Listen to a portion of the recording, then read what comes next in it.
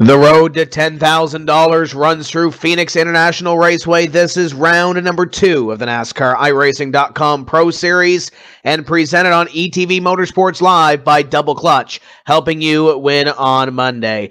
Tim Terry, Evan Pasoko, and Eddie Walczyk here to call all the action for you. And Evan, we saw an exciting race last week to kick off this 10-race series to crown not only a Pro Series champion, but to crown our new NASCAR iRacing.com Series World Championship drivers.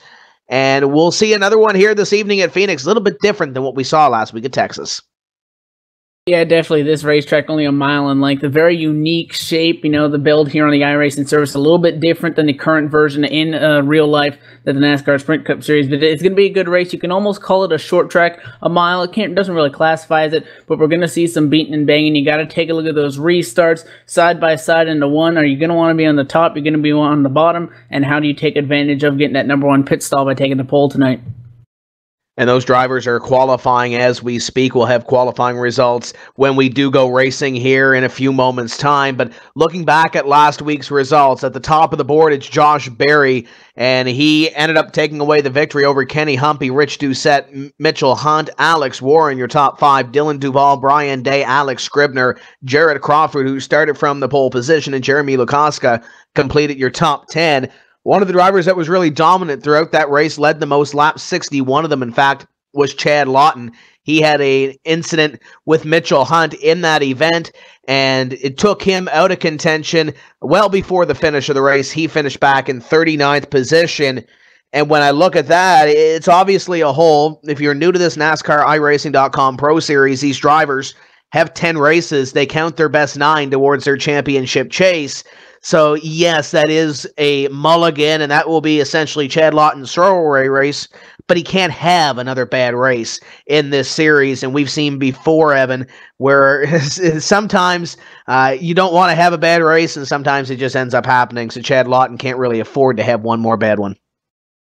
Yeah, definitely. And with only 10 races in this series, obviously you mentioned you get the 1 mulligan, so 9 of your best races are going to count towards those championship standings and try to get into the top 20 to get yourself into the 2014 NASCAR iRacing.com Series World Championship.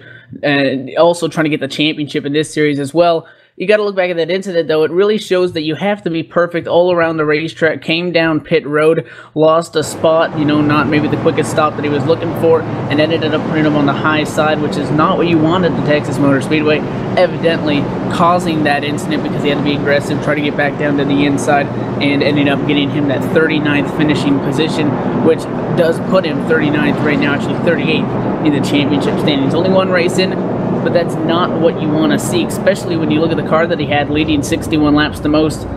His finish definitely not representing the race that he had, and he's going to look to pick it up tonight. Phoenix, a very different racetrack with a tight pit lane, also that curve going into turn 1. It really shows you that even under the caution flag, you come down pit road on the green flag, you really have to be spot on all night long because all these variables can come into play, and you want to get yourself in the best spot you can. Here's the key, though. When looking back at the Phoenix International Raceway, there have been 2 races here at Phoenix under this current system for the NASCAR iRacing.com Pro Series. Last season, it was Chad Lawton winning this race. It was Jared Crawford finishing in 2nd. Those 2 drivers are on a team with Rich Doucette and Dylan Duval in this series. And I look at the other team member on that team.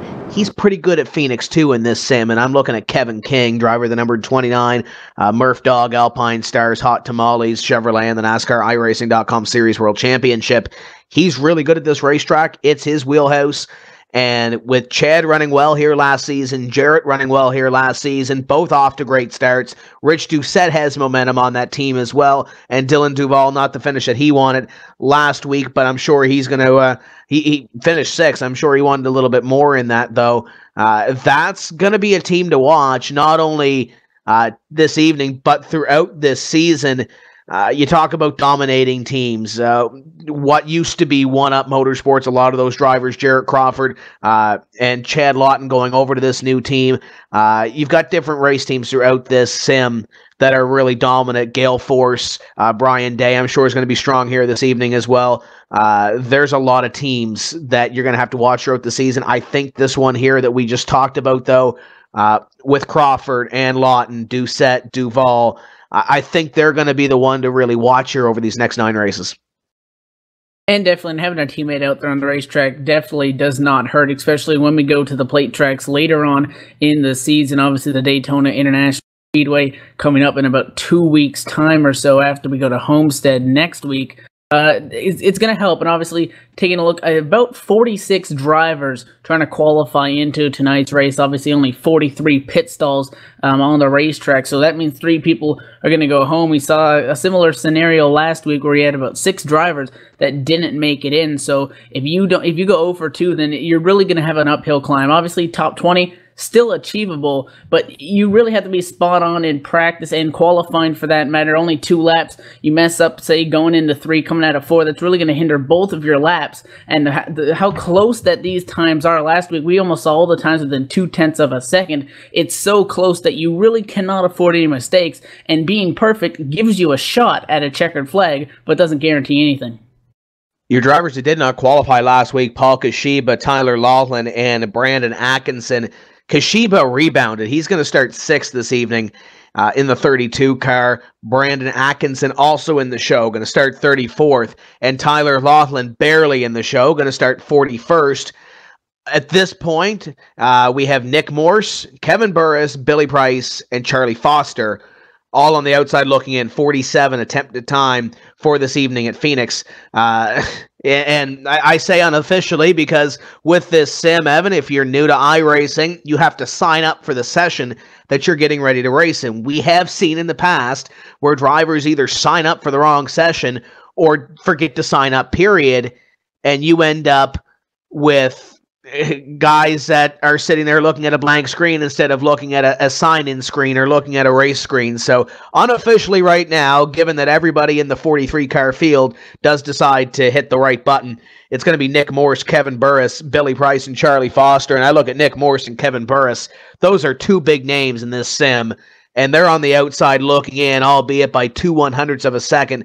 John Adams is going to start 43rd here this evening. That is huge for their not only championship run. Championships are nice. It's only $300 to win this championship, but you're aiming for the top 20. One hiccup here could mean the difference between you making the NASCAR iRacing.com Series World Championship and you missing the mark completely.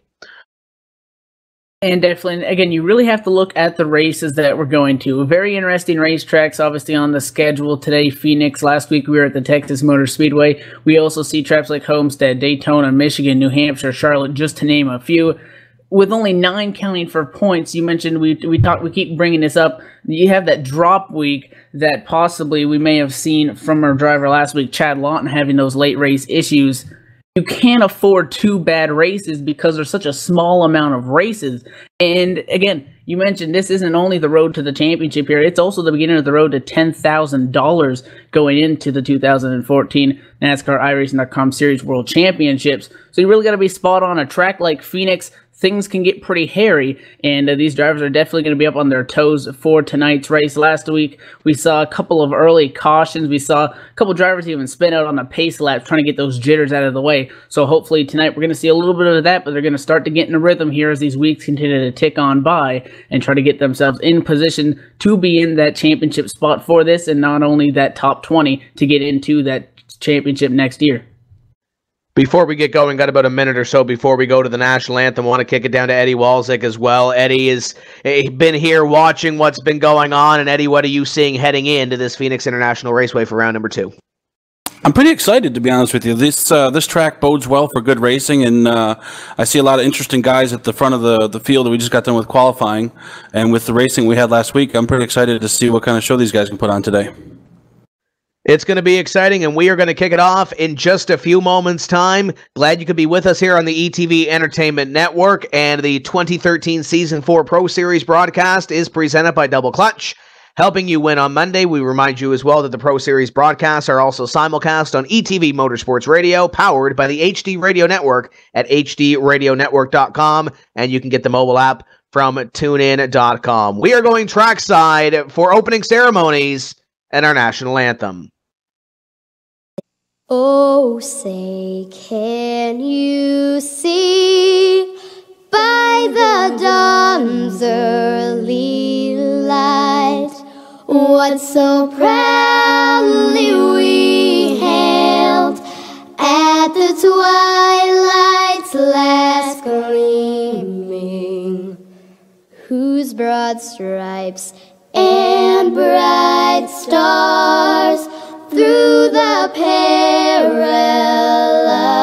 fight o'er the ramparts we watched were so gallantly streaming, and the rocket's red glare, the bombs bursting in air, gave proof through the night that our flag was still there. Oh, say does that star-spangled banner yet wave o'er the land of the free and the home of the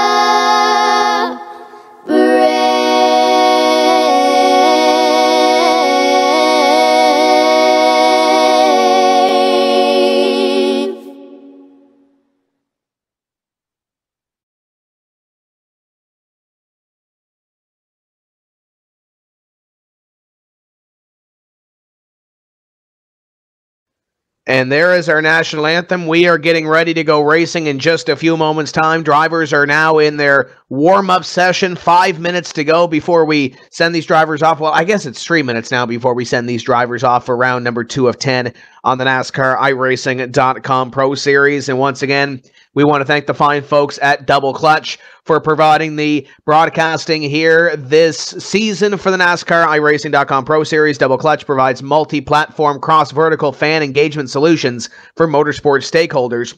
The real race is for the biggest trophy the sport has up for grabs. The winner will capture the hearts and minds of the race fans. The Double Clutch Engage program creates opportunities for interesting and profitable fan engagement.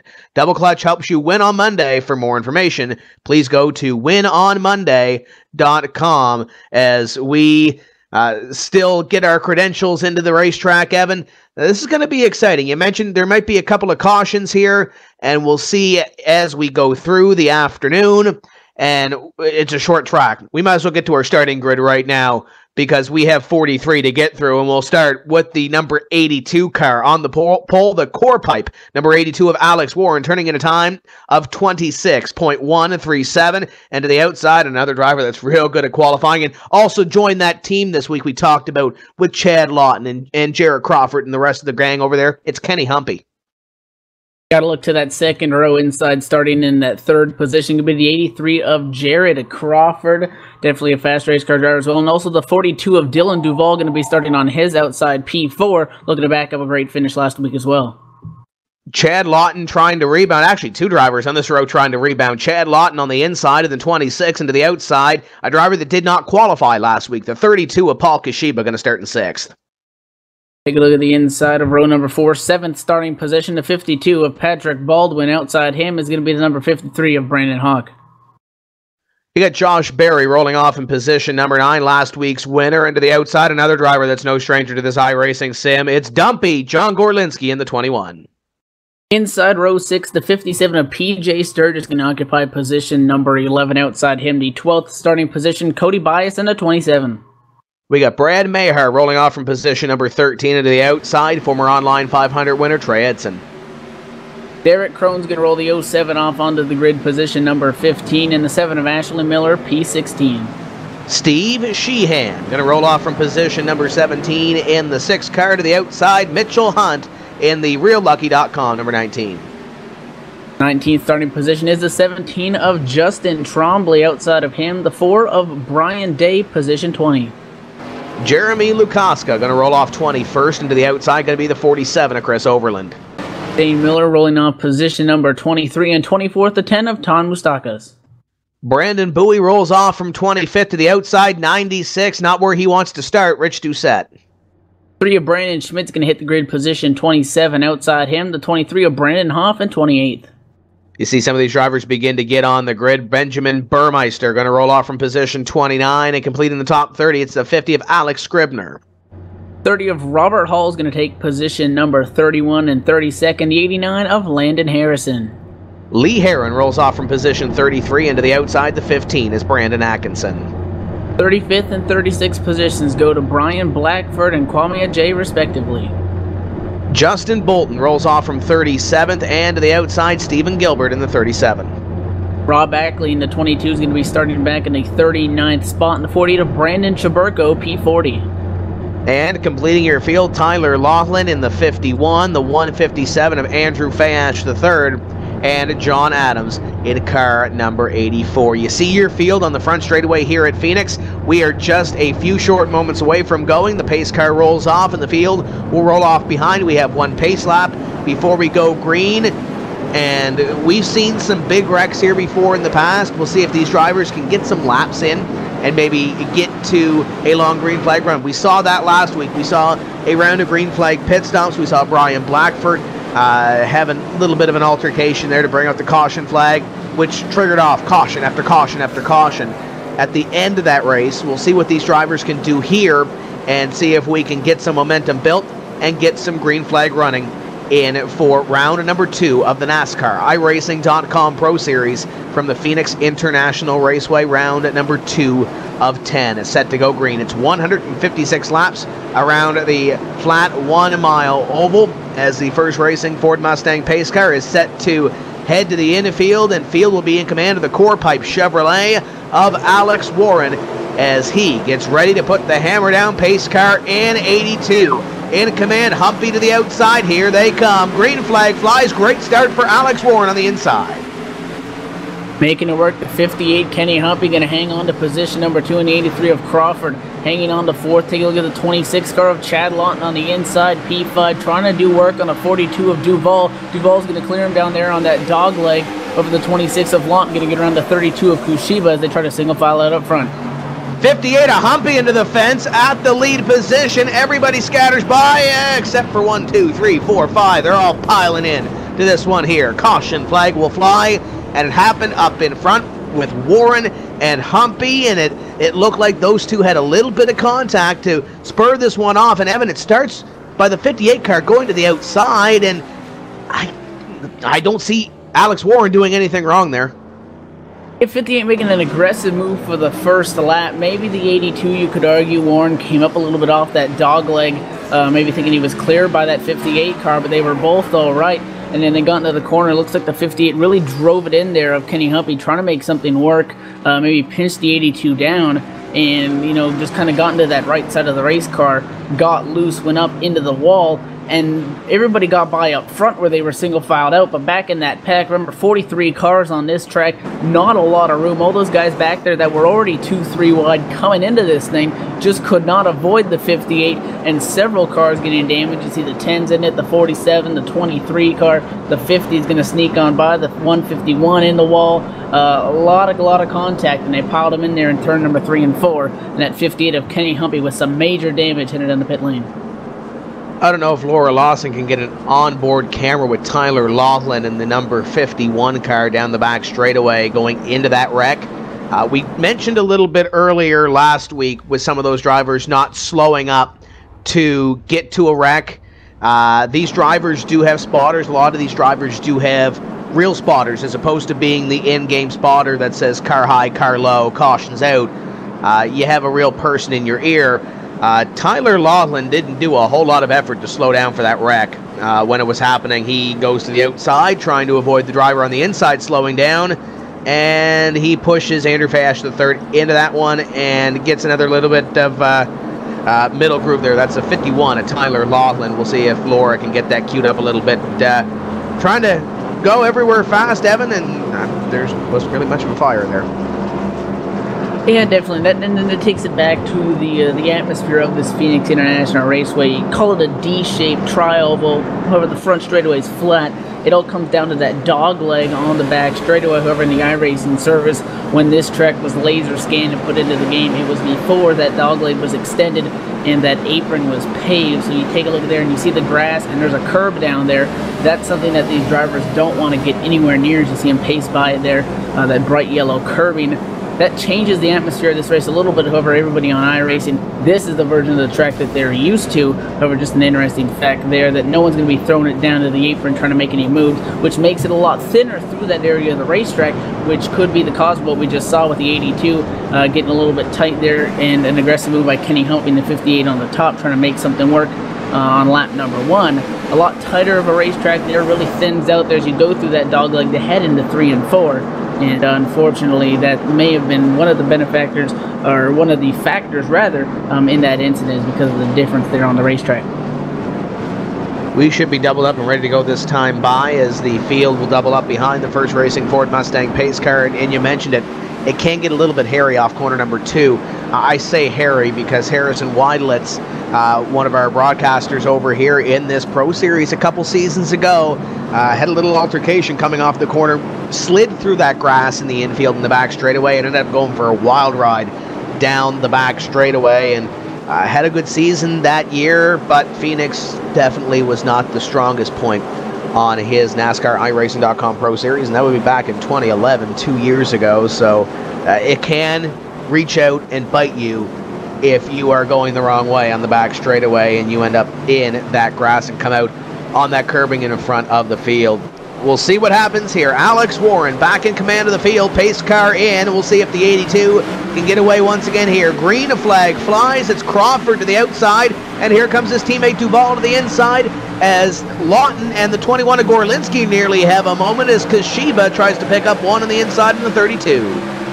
The 42 of Duval, the 83 of Crawford going to get in front of him, side by side behind him with that 32 of Kushiba, and the 26 machine of Lotland on the top. Going to drop back in line, not wanting to get stuck up on the top, as the 21 of Gorlinski was within an eye shot behind him, trying to get that move, trying to pick up that spot, playing some defense. Back in position number 12. Now our next side-by-side battle is the 7 of Ashley Miller with company from the 87 of Trey Edson on the bottom, trying to take a look at the 27 of Cody Bias down too.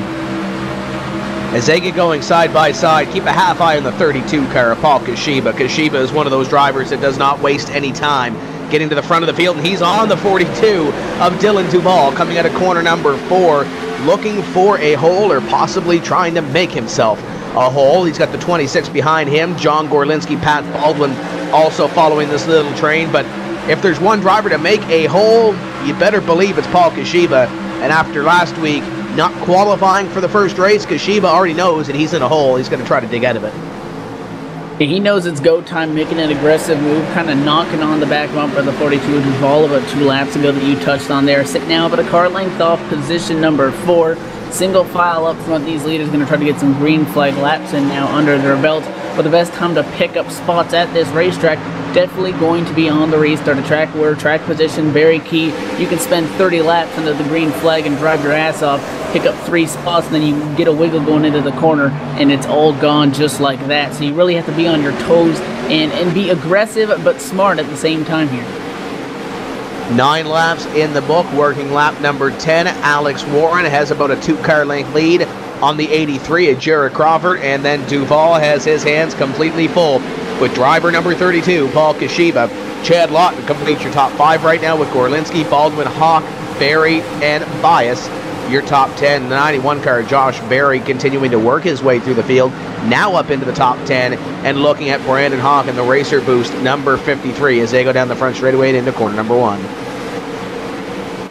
Another strong move, the 32 of Kushiba, sitting in P4 right now, tried to get to the inside of Duval, couldn't get it done. The 57 of PJ Sturgis right now, position number 14, trying to battle with the 19 of Mitchell Hunt, is going to lose that spot and opens up the door for the 6 of Steve Sheehan. Meanwhile, the battle is up front now. The 83 of Jared Crawford going to the inside on the 82 of Warren down the front straightaway. Can't make it stick for now, but he's going to try to get that spot again. He was at the door in 3 and 4. We'll see if he can get there once again on the 82 of Alex Warren. Warren looks just a little bit better in 1 and 2, and it looks like Crawford a little bit better on the opposite end of the racetrack in a 3 and a 4. Can't get there this time, though. Warren gets a great entry into corner number 3. It's going to close up the 42 and the 32 as they come out of corner number 4. 83 has his hands completely full now with the 32 of Paul Kashiba. Kashiba almost got into the 42 going into the corner, almost went high, and now the 42 of Duval trying to figure out where he wants to go on his teammate in front of him. Meanwhile, Alex Warren now has a 3-car length lead. Dylan Duval's got to be careful in this situation. He knows that that 32 of Kushiba behind him is being very aggressive, but that 42 takes his eyes off that rear view mirror and tries to make a move on that 83 of Crawford before he knows that the 32 car could be on his inside and trying to make that pass. So he's got to play it smart here. But the 82 of Warren, you mentioned, holding about a 3-4 car length lead this time off of turn number 2. The 83 of Crawford was on the inside. The caution flag is going to come out. We have a wreck. 51 of Tyler Laughlin being involved in this one, I'm hearing, and that car is shortened up on the front and back end, and I'm sure he's going to have to head to pit road as he and the 96 car of Rich Doucette. It doesn't look like that car turned a whole lot going into corner number 1, and he got into the 51, and he's going to take the 22 of Ackley along with him, and I believe there's one more up there against the fence. It's the 71 of Shane Miller, I believe. So 3 or 4 cars involved in this one, or at least getting damage from this one. The caution flag flies, and I'm sure when we see the replay, it doesn't look like the 96 turned a whole lot going into that corner. That's this is one of the main incidents that we see at Phoenix. Not too long ago, ETV covering the Real Sim Racing race here. This is really what you see. If you got a driver getting on the back bumper of the car in front of him, not quite there, is going to want to try to get that spot going into the corner.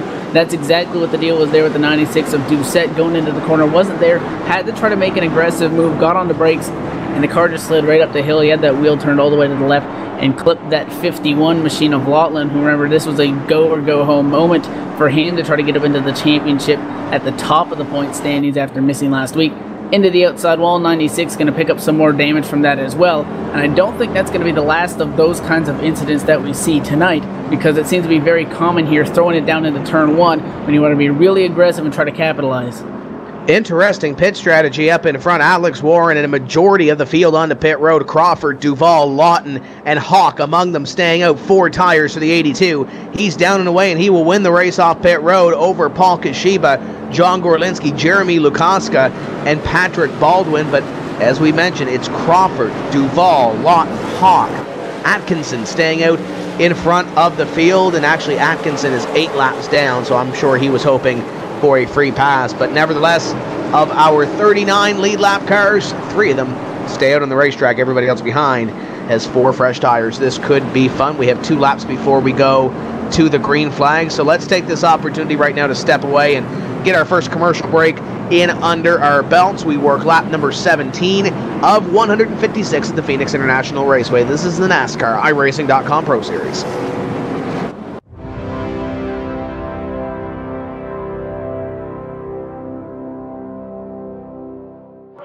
It's time for those most famous words in motorsports.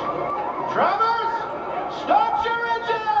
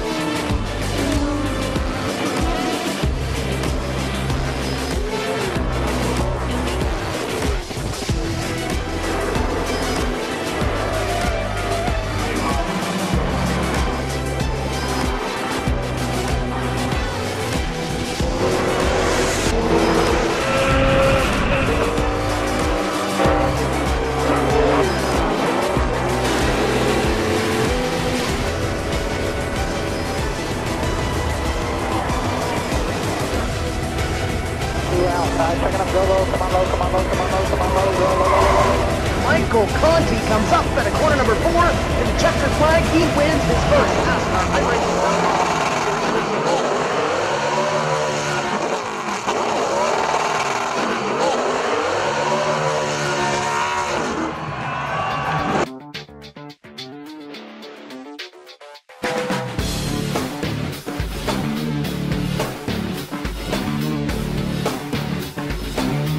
Inside SimRacing.tv, the fastest show on the internet. Sim racing news and reviews since 2007, with new shows every week.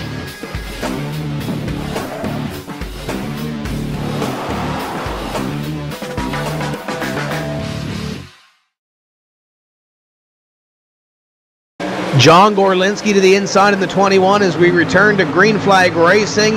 Gorlinski nearly made it 3 wide around 10th place, and he's going to pick up a few spots. Meanwhile, up near the front, it's the 26 at Chad Lawton to the inside of the 42 of Dylan Duval. Alex Warren with 4 fresh tires, looking racy on the back of the number 26. We're going to go into the corner 3 wide. The 32 is going to throw it down there to the inside lane, or rather the 82 machine of Alex Warren. Here comes now the 32 of Kushiba. He's going to look to the inside. The 82 is going to shut the door. They're still going at it side by side. This is all for second spot as Jared Crawford watches it all in his rearview mirror. Crawford trying to drive away, and if I was him, I'd try to drive away in overdrive because Alex Warren and the 32 of Paul Kashiba, and in fact the other drivers with 4 fresh tires in the cars, they are coming and coming in a hurry. Warren 0.6 of a second behind your leader Jared Crawford and a closing, but it is a hornet's nest back here around Chad Lawton in the 26. It's Pat Baldwin to the inside in the 52. Josh Berry is coming through. Our in-race reporter Mitchell Hunt is a couple positions behind in the 19 as well. These guys are coming to the front and coming in a hurry.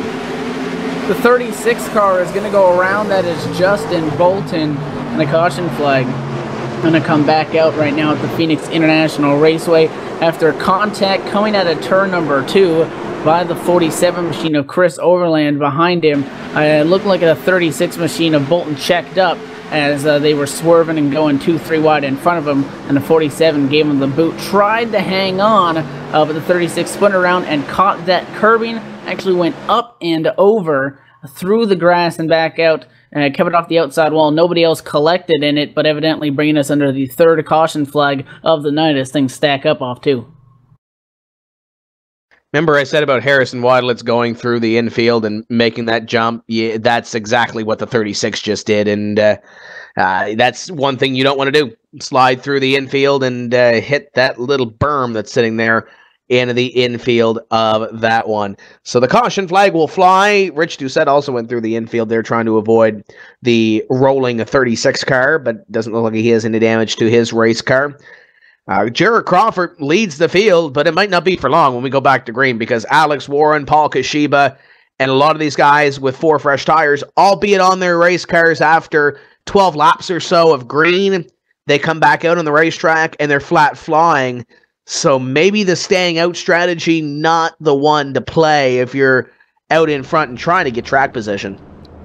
And that's something that we're going to see pretty much all night long, depending on where these cautions flags fly. Is do you see somebody take 2 tire? Do you see these guys like we saw stay out? Normally, you would expect like a tire strategy from that to come from somebody maybe mid-pack, trying to get themselves up, look for a green flag run. You know, the tires will balance out if they take 2 as opposed to 4 from everybody else, and try to end up picking up some spots. When you look at the guys that stayed out, already running up front, they're really trying to get on those front rows, trying to get that clean air, and it made for some pretty exciting racing for that P2, that whole first lap after we went back to the green flag action. And it was pretty hairy there going into turn number 1. You mentioned we saw 3 wide, 2 wide, and they were able to keep it pointed forward, unfortunately back in the pack. That's really where it gets crazy back in the pack again. About 43 cars started this race. Right now, 39 of them are on the lead lap at this point in the race. That's a lot of race cars going down there into turn number 1, and for everybody that hits the brake, that's going to be a domino effect all the way back to that field, and that's evidently pretty much what brought out that caution, is because you're really in a hornet's nest back there. And you got some guys moving to the front of the field. You got Chad Lawton in 8th place. We'll see how far he drops. Maybe this caution flag will take those tires and maybe put them on a little more even keel than some of these drivers that did have the 4 fresh tires on the last restart, but he's going to restart at 8th in the 26. You got Mitchell Hunt back there in the 19 car. We'll talk to him and probably the next caution flag. Brandon Hawk runs in position number 10. Hawk is one of those drivers that also missed the first race of the season for this NASCAR iRacing.com Pro Series, the Racer Boost number 53. As we get doubled up, he darn near won a race in the NASCAR iRacing.com Series World Championship this past season. So he's going to be one to watch as we go through the 2013 campaign. Guys like PJ Sturgis, Jeremy Lukoska, Ashley Miller, Steve Sheehan. That's a name we're not used to seeing running mid-pack. He's going to start the 6th car from position 14, and Trey Edson going to complete your top 15 as we get ready to go back to green. Jared Crawford will be in control of the field, but Alex Warren has a quick Chevrolet SS, and he will start from the outside of the front row.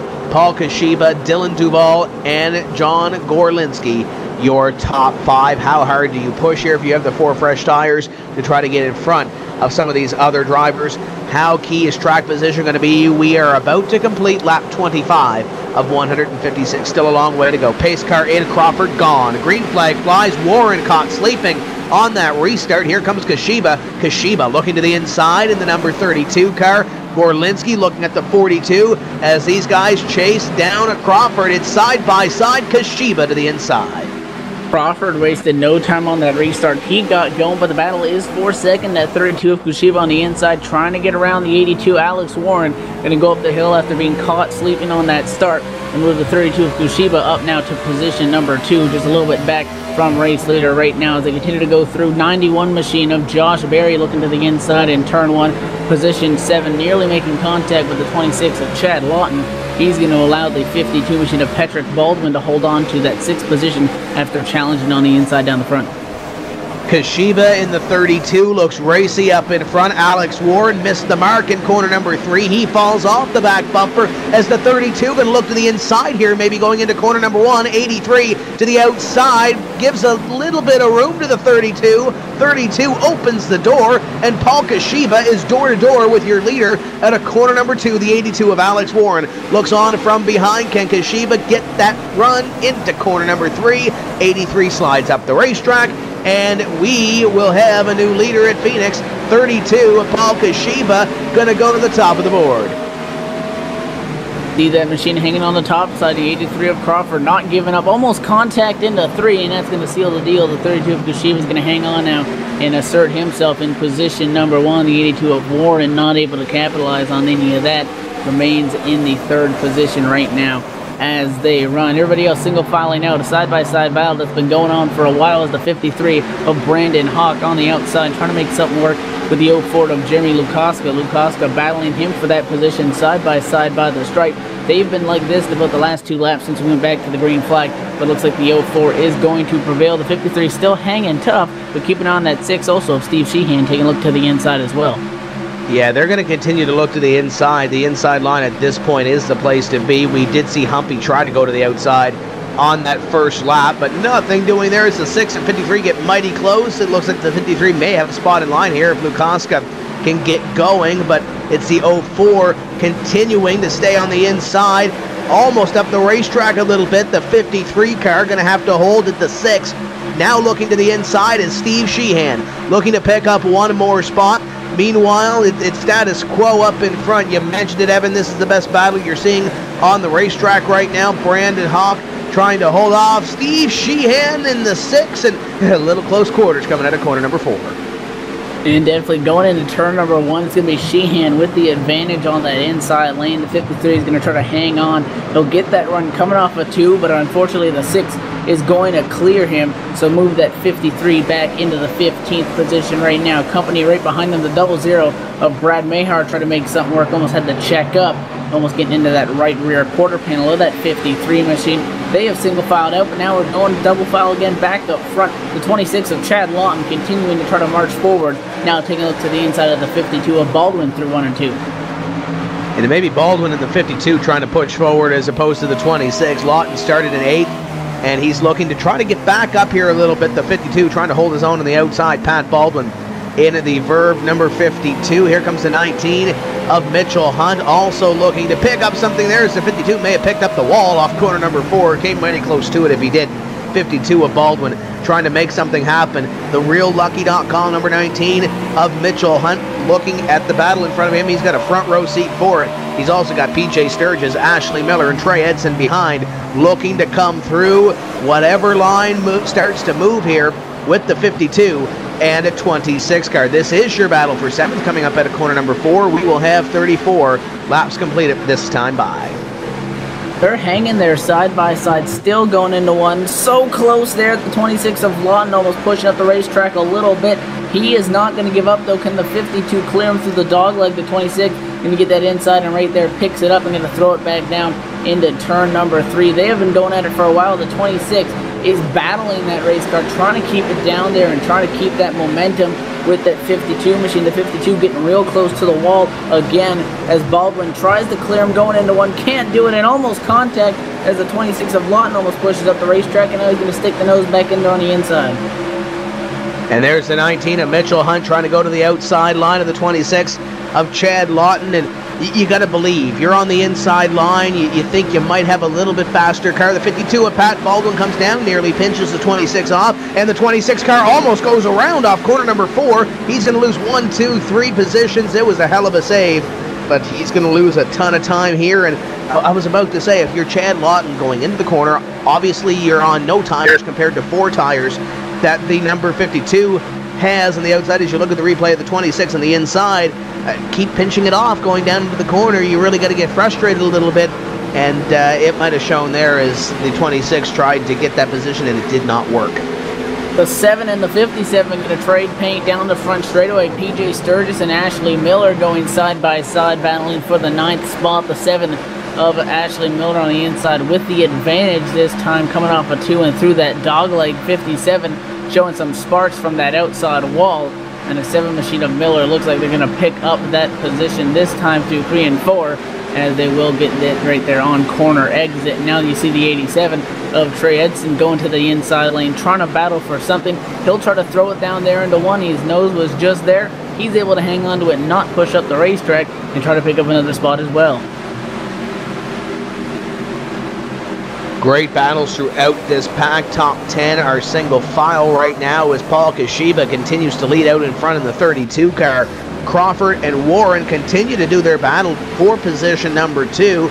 Warren laying the pressure on the 83 of Jared Crawford, but it looks like now he may be content to ride as the 83 middle of the corner instead of being down low. The 82 of Alex Warren maintains position number 3, but look who's made his way into this battle through the top 5. It's now the 91 of Josh Berry, last week's winner and your point leader now in the Speedco. Number 91 looking up on the 42 car of Dylan Duval. This is at the end of this train for the lead position. This is at position number 5 for the 91 of Josh Berry. Another driver continuing to try to make aggressive moves after losing some spots from where he started is the 53 of Brandon Hawk right now. P15 trying to get around the 04 of Lukaska on the top side, almost getting contact off 2. The 04 is going to pick up that spot and hang on by a car length this time, and going in through turns number 3 and 4.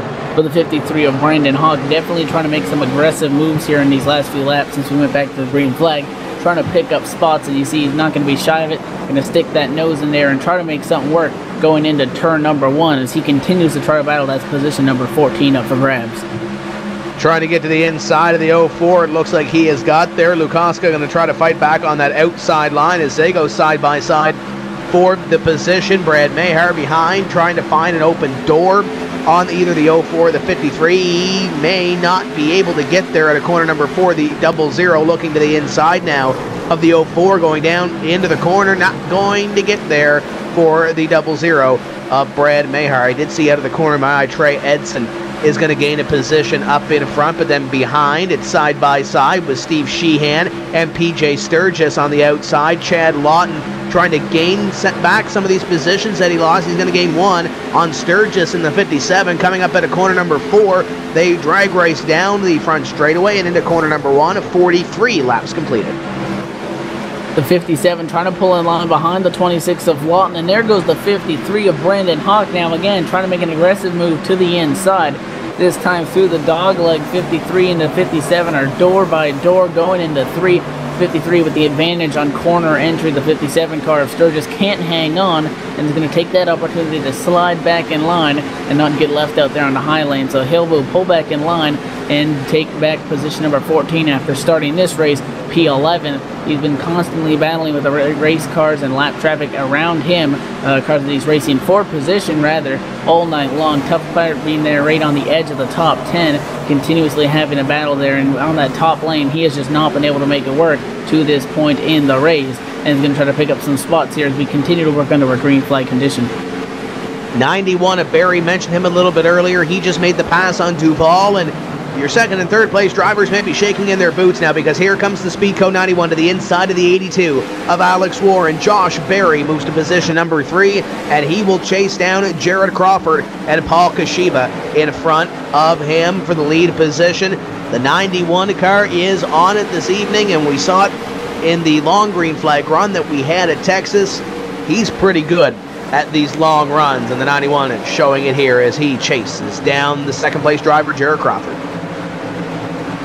At 91 really coming to life here in about the last 10 laps. Remember, not too long ago, you mentioned he was sitting in position number 5 after starting this race 9th, just inside of that top 10. Dylan Duval in the 42 just said go inside and waved him around because he knew that that 91 car had some serious speed, and you saw there as he got around the 82 of Alex Warren. Alex Warren with a fast machine as well after sitting on the pole position. And now the 91 of Josh Berry continues to try to reel in those top 2 drivers, now about 0.3 of a second off the back bumper of the 83 of Jared Crawford in front of them. But meanwhile, while he reels them in, Jared Crawford starts to close the gap between him and race leader Paul Kashiba up front, this time off 4. This time by, it's 0.239 seconds between Paul Kashiba and Jared Crawford. Crawford pitched it into corner number 1 that time by to try to gain some time on the 32, and I think the 32 gained a little bit of time, cushioned his lead a little bit on the 83, and now the 83 has to look in the rearview mirror and see a whole lot of Speedco yellow and blue. We have the 27 car around, and this should bring out the caution flag. Maybe no, I don't see the pace car lights on, so it looks like the 27 is going to, there goes the caution there. So the caution flag will fly 27 of Cody Bias around. Yeah, there's a little bit of a delayed caution. He was stopped there on that back straightaway. Same incident that we saw not too long ago, working on the inside of the 04 machine, trying to pick up a spot, the 04 of Jeremy Lukoska on that top side. Well, you could argue that the 27 came up. 04 wasn't really up against the wall, but the 27 machine definitely instigating the contact between the two, coming off a 2. 04 able to hang on to it, that sent that 27 sideways. He hit that curb, which we know can be a dandy there on the back straightaway. Kept it on 04 tires, locked it up, kept it out of the wall, and kept it out of race traffic. When he pulled back onto the racing surface, the caution flag was thrown by race officials. But a good job by the 27 car, Cody Bias, for keeping that race car relatively clean, because that thing was pointed head towards the wall. So we should see everybody down on pit road here at the completion of lap number 51. We'll see what these drivers do opt to take. I don't think you're going to see a whole lot of gambles with the last time that these drivers were down. You might see somebody in the back go 2 tires to see if it works, but we are just shy of 100 laps to go in this event, and here they come. Everybody, Evan, coming onto pit road. And definitely the 83, Jared Crawford, is right on the back bumper of the 32 of Kashiba. You got to take a look back to last week's race with Chad Lawton. Things can be decided here on the pit lane depending on how smooth and how aggressive you enter your pit stall. Both drivers up front making pretty clean stops. Nobody, it appears, overshooting your stall. The question will be, do we see somebody mid-pack try to make an aggressive move and take 2 tires? And that's going to be the question, as race leader 32 Kashiba obviously taking 4 fresh Goodyears and filling it up with Sunoco fuel. The race is going to be off the pit lane. He's going to be able to hang on to P number 1 as the 91 of Josh Berry is going to pick up a spot, and now we see him on the front row. And the 91 of Josh Berry made a charge off pit road but could not get there to Paul Kashiba. It's Kashiba, Berry, Crawford, Warren, Baldwin. Your top 5 off pit road. You are watching the NASCAR iRacing.com Pro Series on ETV Motorsports Live, presented by Double Clutch, helping you win on Monday. We're going to step away for just a few moments' time and bring you another commercial break. We'll let you see who helps put on this show, and we'll be back for some green flag racing in just a few moments.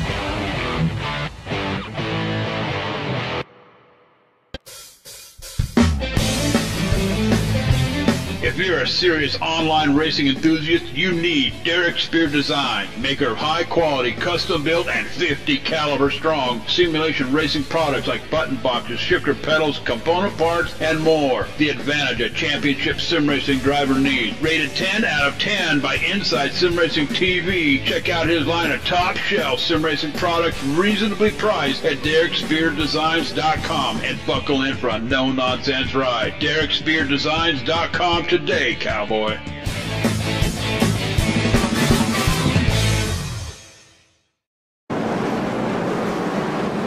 Welcome back to the NASCAR iRacing.com Pro Series presented by Double Clutch. Your leader, Benjamin Burmeister, stays on the racetrack, and I don't think that's a good strategy, but we'll see what that's, I guess, why we're up here and we're not in the race cars. But Benjamin Burmeister stays out, and he is from Germany. Could be a different strategy over there. Pace car in, and here we go. Green flag flies for Benjamin Burmeister in the Ford Fusion 25.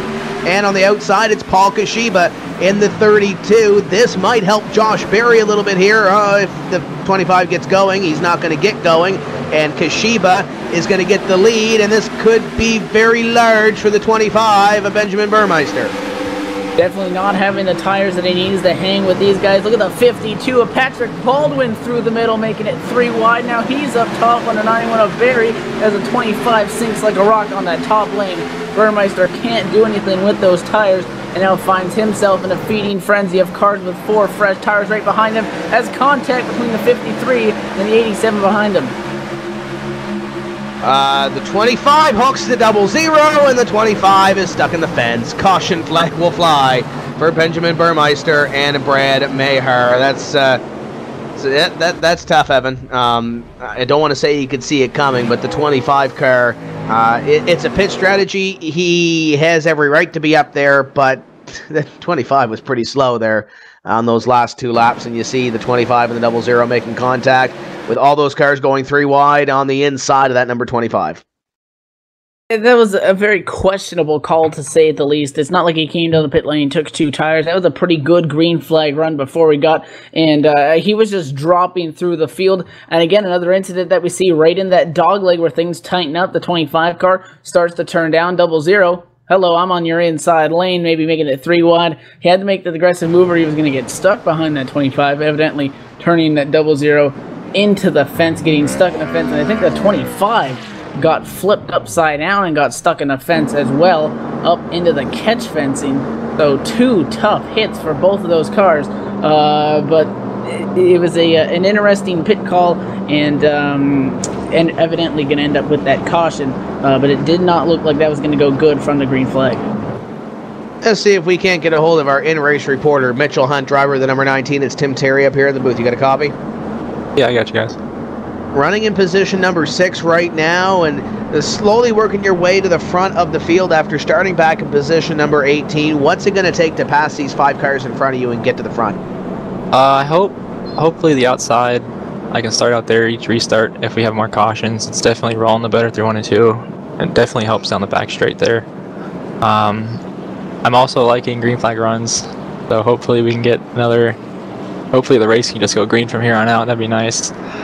But I mean, these guys it's pretty hard to pass coming through the back there. I think pit stops, if we have some more, they'll definitely hopefully get some good stops too as well. We saw last week where there was a lot of cautions at the end of the race, and you mentioned there's been a few cautions here in this race as well. How big is it going to be for a lot of these drivers to get momentum, build up, possibly get in a rhythm, and possibly log some green flag laps here? I think if everyone, I really don't know what everyone else is doing. I really don't know how to answer that. I think if we get a good 10-15 lap run, I think we should be good. Once we get kind of single file after that, I think everyone should kind of calm down a little bit towards now, since got a little bit of laps on them now and kind of know how the car reacts around other cars. And you also have former NASCAR iRacing.com Series World Championship driver Chad Coleman in your ear, spotting for you, being crew chief here this evening. How big of an influence is that to have a driver that's been in your shoes before in the ear and calling the race strategy-wise? Definitely a positive. He definitely will speak his mind when you're doing something wrong or doing something right.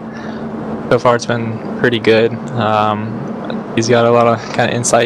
He can get a bird's eye view of what everyone else is doing and see what line's moving and what's not, and really kind of give you a detail of what's going on in front of you. We may have to get him on the horn the next caution flag. I know you got a couple of sponsors on the race car. Give us a plug here before we go green.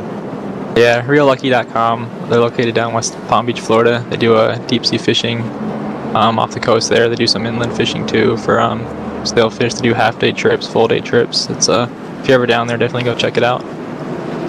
That's Mitchell Hunt, driver of the number 19, and Evan, it looks like Rich Doucette's going to get the free pass once again. He'll be 5 laps down now when we go green. This restart's going to be exciting. Yeah, definitely. I don't think we're going to see the action that we saw in that last one. Maybe a little bit more controlled chaos up front. But again, a great move by the 83 of Crawford, who had to make an aggressive move to get by up there with the 91 Josh Berry. Again, now going to be sitting P3. Take a look for that 32 of Kushiba to get a good jump here on the restart with those fresh tires as well as we look for the green.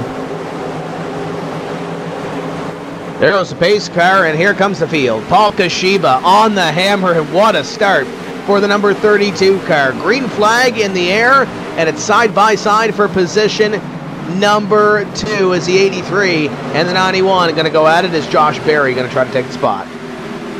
You're going to pick that up, and now we're side by side behind him as 19 of Mitchell Hunt. Going to try to make something work on the inside of the 52 machine of Patrick Baldwin through 3 and 4. The 19 trying to hang tough there on that inside lane. He's going to get a little bit of a run off the corner. 52 keeping it out of the fence, and he has the advantage. Baldwin that time by the stripe. 19's not going to give him, almost pushes up the racetrack and gets into them, and the 21 of John Gorlinski's watching all this happen right in front of him. He's going to try to figure out which lane he wants to take and whichever he thinks is going to prevail in this to try to take advantage as they go into 3. 19 to the inside, Mitchell Hunt looking to get to position number 4, and John Gorlinski behind him. Former Pro Series champion Alex Warren behind him. Lots of great talent here around position number 5 as they try to push forward. Speaking of pushing, the 82 may have pushed the 21 into corner number 1 as Alex Warren to the inside of the 21 of Gorlinski, side by side through the dog leg and into corner number 3, the 82 car coming to the front. Trying to make that thing stick on that inside lane. The 21 hanging tough. John Gorlinski on that top side gets real tight there off of turn 4. They both keep it out of the fence. Side by side, door to door in the turn number 1. The 82 of Warren may be in the better position here coming off of turn number 2 as he just about clears the 21. He's going to get the advantage this time into the dog leg. Not quite clearing it, but he'll do it this time, and as they throw it into turn number 3, the 21 of Gorlinski is going to sneak in line and give the 82 a little bit of a tap there through 3 and 4. He's going to get loose off 4 now and causes a checkup with the 42 of Duval. 42 of Dylan Duval and the 53 of Brandon Hogg chasing the 21 car of Gorlinski. Gorlinski to the outside and now to the inside. Here comes the 42 car of Duval trying to move up to position at number 7. And if he gets on the outside here, Evan, is the 42 going to body slam the 21 in the middle of the corner. I was about to say if the 21 gets to the outside, he's got a whole lot of traffic set to follow him through. 42 Duval going to lose that spot after making door-to-door contact in 3 and 4. Taking a look to the inside this time, not getting the jump that he wants. Going to pull back in line as the 53 car of Brandon Hawk just behind him continues to keep an open mind about what possibilities he can use to try to move up a position and get around that 42 machine. And Duval going to try to get back to the inside this time off turn number 4. He has the run. Does he look to the inside? He's going to take a peek down the front stretch, but he's going to back off for now and remain in line as Dylan Duval runs P8 right now. He sees his opening, takes a look, and now they're side by side trying to get a nose in there on the 21. Trying to get there, John Gorlinski, the veteran that he is, on the outside line, trying to hold off the GX Gaming number 42 with Dylan Duval, and he does the exact same thing again. Gets up a little higher in 3 and 4. The 21 car is there, and it looks like the 21 gives him enough room to make that pass on the inside, gives him enough room to operate. The 42 just wants a little bit more. The 42 with Duval a little bit better in 1 and 2. Great corner for Dylan Duval and the 53 of Brandon Hawk going to try to follow him through as they go side by side. Mitchell Hunt has picked up position number 4 from Pat Baldwin in a quick pass, but side by side battle continues as the 42 of Dylan Duval trying to put the veteran John Gorlinski behind him. Gorlinski's playing it real smart. The 42 doesn't have the grip on the inside. Look how high he washes up there through 1 and 2. 21 giving him all the room that he needs. Real close off the corner. 21 shoots some sparks as he makes slight contact with that outside wall. Going into the 3, Duval should have the advantage here, and he will clear him. But now the 53 machine of Brandon Hawk is on the inside of the 21 of John Gorlinski, not letting him get down to the inside. And there's a wreck at the back of the pack, and the caution flag is going to fly. John Adams in the 84 car involved in this one. The 3 of Brandon Schmidt also going to take a hit to this one as the 84 3 come together. The 33 of Brian Blackford had a bird's eye view of that one, and that's a tough one to call. Looks like the 3 may have got a little happy in the middle of the corner. The 84 maybe didn't get on the throttle quick enough. Whatever the case may be, the Mud Jug Portable Spittoons number 84 is bent up on at least 3 of the 4 corners of that race car. And the Last Row Motorsports number 3 also going to get a little bit of damage from this one. So the caution flag flies once again as they begin lap number 70. We'll see if these drivers do decide to come down this time by and possibly make some adjustments to these race cars. And definitely looking at how they entered the corner, the 3 car of Brandon Schmidt was really a great distance back from that 84 going into the corner. And you don't know if the 84 going to brake a little bit harder, if the 3 really made an aggressive move. The 33 pretty much stuck with that 3 of Schmidt, so maybe an incident with the 84 car not getting quite the corner entry he wanted, and he pushed the racetrack a little bit, opened that lane, and as soon as he saw the 3 machine tried to go back in there, it looks like he tried to come back down, and to no prevail, going to get turned into that outside wall, and going to bring out another caution. Meanwhile, taking a look back up front, everybody's down pit lane. We had 1 driver stay out on the racetrack, but I believe that may be a lapped car as the 32 of Paul Kashiba stops in his box. We'll see the right side tires go up on car number 32. We should see 4 tires here for the leader. 32 of Kashiba does take 4 tires. Does anybody gamble? 6 car of Steve Sheehan is one of the ones to gamble. He is down and away ahead of your leader Kashiba, and I believe Dylan Duval also wins the race off pit road.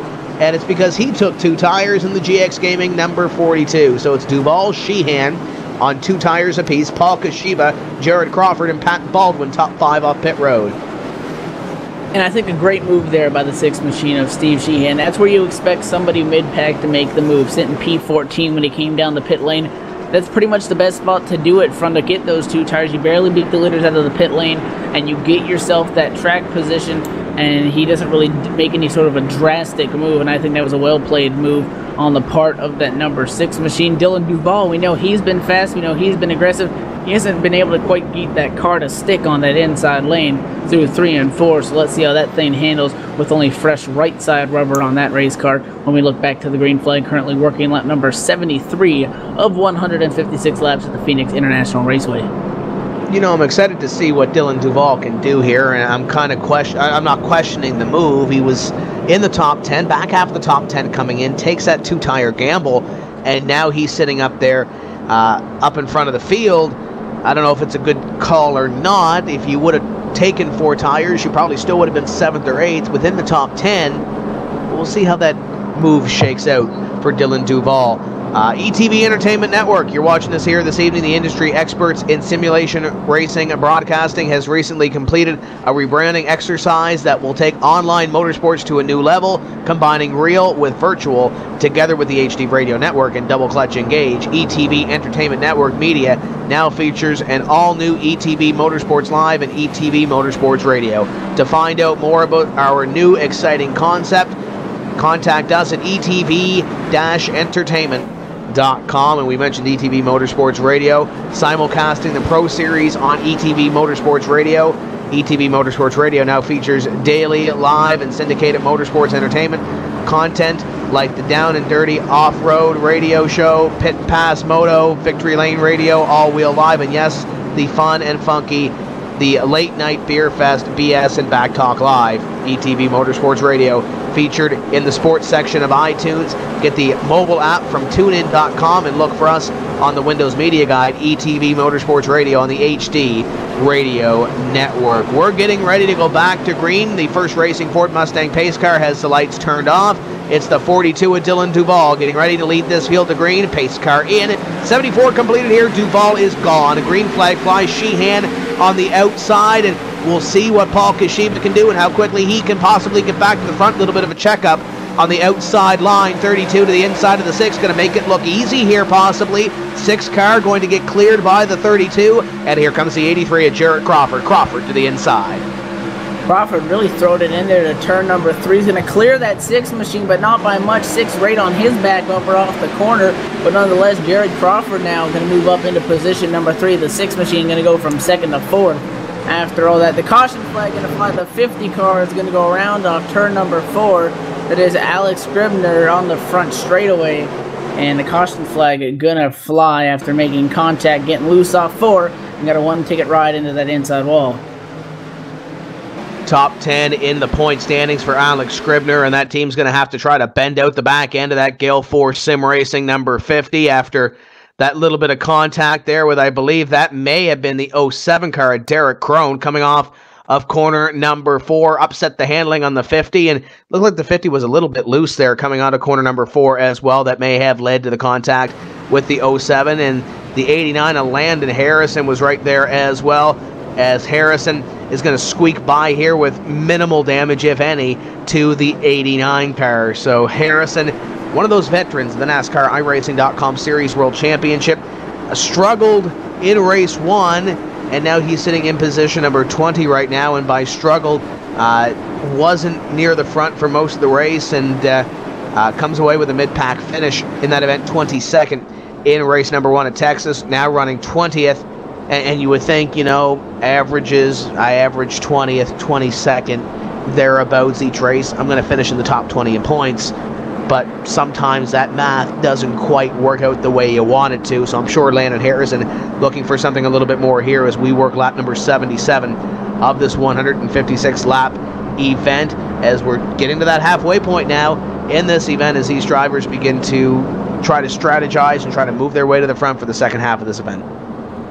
Definitely everybody on the lead lap currently pacing on lap number 78. So once they cross the start-finish line, we have passed the halfway point in tonight's event. 156 laps, 156 miles at the Phoenix International Raceway. Again, the weather for tonight's race, clear at 72 degrees Fahrenheit with winds out of the east at 6 miles per hour and a relative humidity of 28%. So a little bit different than your stock settings, which is something that keeps these guys making them setups a little bit of a curveball going into these races. The real question is going to be when we get a green flag run going here, how will that 42 of Dylan Duval hang on with those 2 tires, and if he can make anything work with that up at the front of the pack, because we know that that 32 machine right next to him, Kushiba's fast, and the 6 machine of Sheehan behind him also very quick. Everybody else in the top 10 good competitors. You got Alex Warren, Patrick Baldwin, Mitchell Hunt, a lot of fast race cars behind him on 4 fresh tires. So this will be a good estimate of how those tires will act, and then maybe depending on how this goes, some other drivers will take note, and we'll see some more of it as the race continues. Jared Crawford just pulled down pit road from position number 6, parked it in his box, and said, "We're done." Jared Crawford, I'm not quite sure what happened there, but Jared Crawford has pulled it off pit road, and he has done his time for the race, and he's no longer in the server. So not quite sure what went on there with Jared Crawford, but he is right now scored in 32nd on pit road and not in the server right now. So if it continues the way it is, he will probably finish 36, because we hit Brad Mayhart, Benjamin Burmeister, Lee Heron, Tyler Laughlin, Brandon Atkinson, Tom Mustakas, and Kenny Humpy all out of the race. 36 on back. Rich Doucette is 4 laps down, and he will be the only driver that's on the racetrack any sort of laps off the leader, because John Adams is about to get the free pass, which should put him back on the lead lap, which should put us 34 drivers strong on the same lap as your leader, Dylan Duval. It's Duval and Kashiba up in front with Steve Sheehan, Mitchell Hunt, and Pat Baldwin, your top 5. Yeah, that was definitely a strange turn of events with Jared Crawford in that 83 car. To to say the least. He was definitely one of the fastest cars on the racetrack. He was in contention. I know I saw a shuffle in the running order. Not quite sure what that was, and then took a look and pulled it into his pit stall and is done. Not sure if he had some sort of mechanical issue, an electrical issue or something with that 83 car, or if something else was interfering with his ability to finish out tonight's race. But he's behind the wall, and we're doubled up front as the 42 Duval's going to lead us back to green. The pace car down the pit lane. The 42 is going to wait on it on the loud pedal, and we're on. Green flag flies, and now the 32 of Paul Kashiba and Steve Sheehan in the 6. They're going side by side for position number 2 as the leader tries to get away from the Hornet's Nest behind him. Off corner number 2, down the back straightaway, the 19 and the 6 are now side by side. Mitchell Hunt trying to use the big boy side of the racetrack to get around the 6 of Sheehan, the 52 of Kashiba, and now the 82 of Alex Warren tried to go way up high on the 19 car, but could not make that work. The 91 of Josh Berry, your point leader, is also here as well, looking to pick up a couple of positions. Duval is gone from the rest of the field. The 82 gets into the 52 off corner number 2 as they had a close call there as the 32 once again. Your leader, Dylan Duval, has company. And that is that 32 machine of Paul Kashiba on his back bumper, trying to make something work. This time off 4, he gets a run as the 42 sideways, throws it to the inside, and now going into turn number 1, they're going to be door to door to the 32, trying to keep that car on the bottom of the racetrack. Going to push up, and they're going to make contact up front, beating and banging as the 42 of Duval now with the advantage going through the dog leg. They're going to remain side by side going into turn number 3. The 32 trying to keep it on that yellow line. They're going to drive it up in front of the 42 and pick up that number 1 position. So Paul Kashiba on those 4 tires is going to take his number 32 machine to P1. And now the battle behind them for third, the 19 and the 6 side by side, the 52 and 82. Also going to go at it as Alex Warren tries to pick up a spot on the 52 of Pat Baldwin. The 6 of Sheehan trying to hold his own as he gets passed now by Mitchell Hunt. Hunt up to third, and now the 52 and 82 going to try to get around the JDR Graphics number 6 of Sheehan up at a corner number 4 this time. Sheehan trying everything in his power to keep those drivers behind him, and if they keep battling, it's going to close in Josh Berry and Chad Lawton as the 82 has the bumper on the inside of the 52 of Pat Baldwin. So just as the 6 of Steve Sheehan begins to clear that 52 machine, here comes the 82 of Warren to the inside. How about that 52, though, hanging tough there through turns number 3 and 4, not letting that 6 car out of his sight. They're going to be door-to-door by the stripe. Sheehan with the advantage, but not by much. A great drive by that 52 through those 3 and 4, that last lap to try to hang on. But look at the 82 car now. Warren's going to go to the inside. 3 wide as they beat and bang up top. The 3 wide now. 52 machine into the outside wall and now into the back bumper of the 6. You have to believe the 52 getting a little bit frustrated there, getting into the 6, getting into the fence, and now he's trying to hold up the 91 as the 6 into the fence, and we're going to check them up behind. 52 car going to turn the 7 of Ashley Miller into the fence. Caution flag will fly, and the 52 car is not a happy camper as he tries to get that thing righted again, and he nearly hit a couple of cars trying to come back across the racetrack. But Evan, you have to believe the 52 not happy, bouncing off everything but the pace car down the front straightaway on that lap, and he gets into the 7 goes around, caution flag flies, and maybe just a 1 car or 2 car incident there with the 7 and the 52. No, the Alex Scribner machine and the 71 also going to get a little piece of this. And that 6 car is not having too clean of a race either. The 6 of Steve Sheehan got a little bit beaten up on that as well, and that's what actually caused the incident, as he and the 82 of Warren were beating and banging down that front straightaway, putting the 6 in the wall. That caused this major checkup, so everybody trying to scramble all over the racetrack, trying to find a way through it. And evidently the 52 machine into the outside wall, comes back down, clips the 7, and sends Ashley Miller into the outside wall. The 52 picking up a piece of it, and it seems like, as we see every week, somehow the 50 machine is going to end up coming into this wreck several seconds after. That's Alex Scribner sideways after making contact with the 37. So the 37 trying to avoid the wreck, turning the 50, which ended up sending the 50 into the 7 as well. So just a big mess of cars and a whole lot of bent sheet metal going into 1. Dylan Duval stays out of the racetrack after the last time he was down. He took 2 tires. He stays out in the racetrack while everybody else essentially comes down into pit road. 32 of Kashiba going to take 4 tires on the 32 car. Same strategy he did before. He is down and away. Jack is dropped, and he will win the race off pit road over Alex Warren, Landon Harrison, Mitchell Hunt, and the 26 of Chad Lawton. Looks like crew chief Harrison Weidlitz may have taken 2 tires in the 89 of Landon Harrison. Indeed, he did. Harrison going to be near the front of the field, but it is Dylan Duval in the number 42 car staying out on the racetrack, and we'll see how that strategy plays out in just a few moments' time. Let's step away right now and get to a commercial break, because I have a feeling we're going green flag racing in the next half of this race. Don't go away. We'll be right back. Welcome back to the ETV Entertainment Network and the NASCAR iRacing.com Pro Series presented by Double Clutch. The 42 car of Dylan Duval stayed on the racetrack on that caution. Paul Kashiba, Alex Warren, 4 tires. Landon Harrison, 2 tires in the 89. Here we go. Oh, we're going to stack them up on the start. Barry around your point leader. Big wreck. And it's a huge wreck on the front straightaway. The 21 of Gorlinski involved. And somebody in front did not get going, and somebody mid-pack decided that they were going to go and looks like possibly run over a couple cars. It looks like that the car sitting in the second spot, I do believe, I want to say it was the number, we're going to go with the 82 of Alex Warren sitting P3, was trying to anticipate that restart from Dylan Duval, got on the gas, and Duval waited a little bit longer. Remember, he has until the sim throws the green flag to get going. Caught everybody off guard. The 91 gave the 19 a boot, and the 91 getting punted in the rear end by the 04 machine, and then the 91 evidently going to go around in front of the field again. Coming into tonight as your points leader, Josh Berry.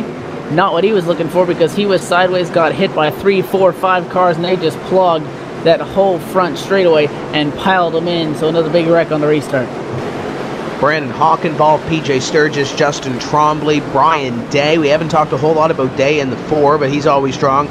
Schmidt, Attlee get damage from this one as well. And John Gorlinski went sliding backwards, and I believe he's going to have some damage to the rear end of that race car. I don't think he hit anything sliding through here actually, but he may have got that damage from a previous incident. But the 21 slides backwards through that. Nice way to avoid at least the walls going backwards there. But there is a lot of damaged race cars on pit road now, and Dylan Duval, you mentioned it, he has until the green flag flies. He can go as early as when that pace car pulls off, and he can go green flag racing. Or he can wait a little bit and try to throw these guys off. And it's just like your local short track. It's just like the NASCAR series. When you have a little bit of restart games, the leader tries to go at different points on the racetrack to try to throw the competitors off. And you see it here with Dylan Duval. Went a little bit earlier the last time, which is okay. He went a little bit longer this time before he fired, which is okay as well. But for those other competitors that weren't anticipating it, you see what can happen. It's a tough break for those guys, especially your point leader, Josh Berry.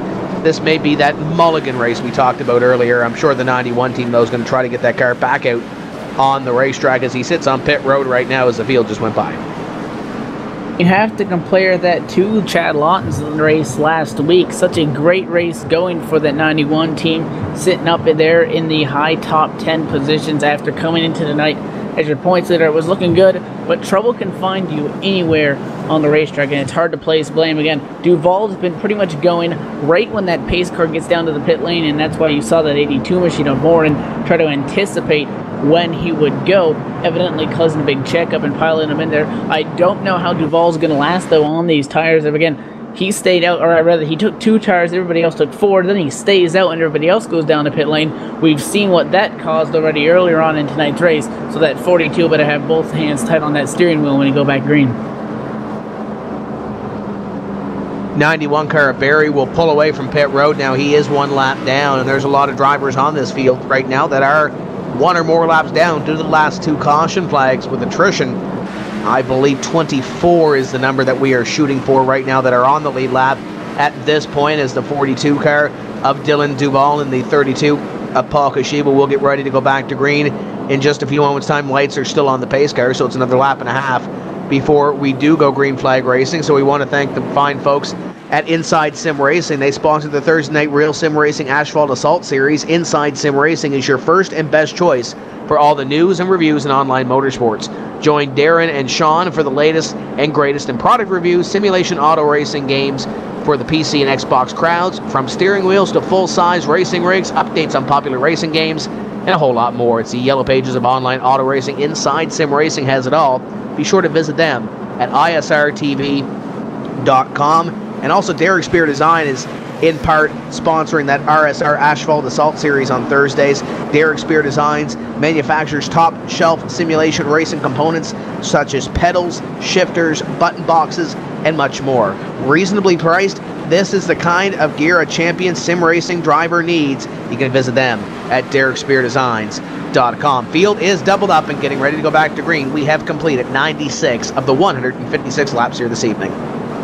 And definitely, if you're looking for a good championship battle, Thursday on ETV Motorsports Live, again, the Real Sim Racing Asphalt Assault Series, 8 points separating the top two in the championship as we go into Homestead. But right now, we are doubled up on lap number 97. The front row going to remain the same. The 42 of Dylan Duval, the 32 of Paul Kushiba. What will the 82 of Alex Warren do? Bigger question is, what will the 42 of Duval do? And does he play more games on the restart, or does he take off right away?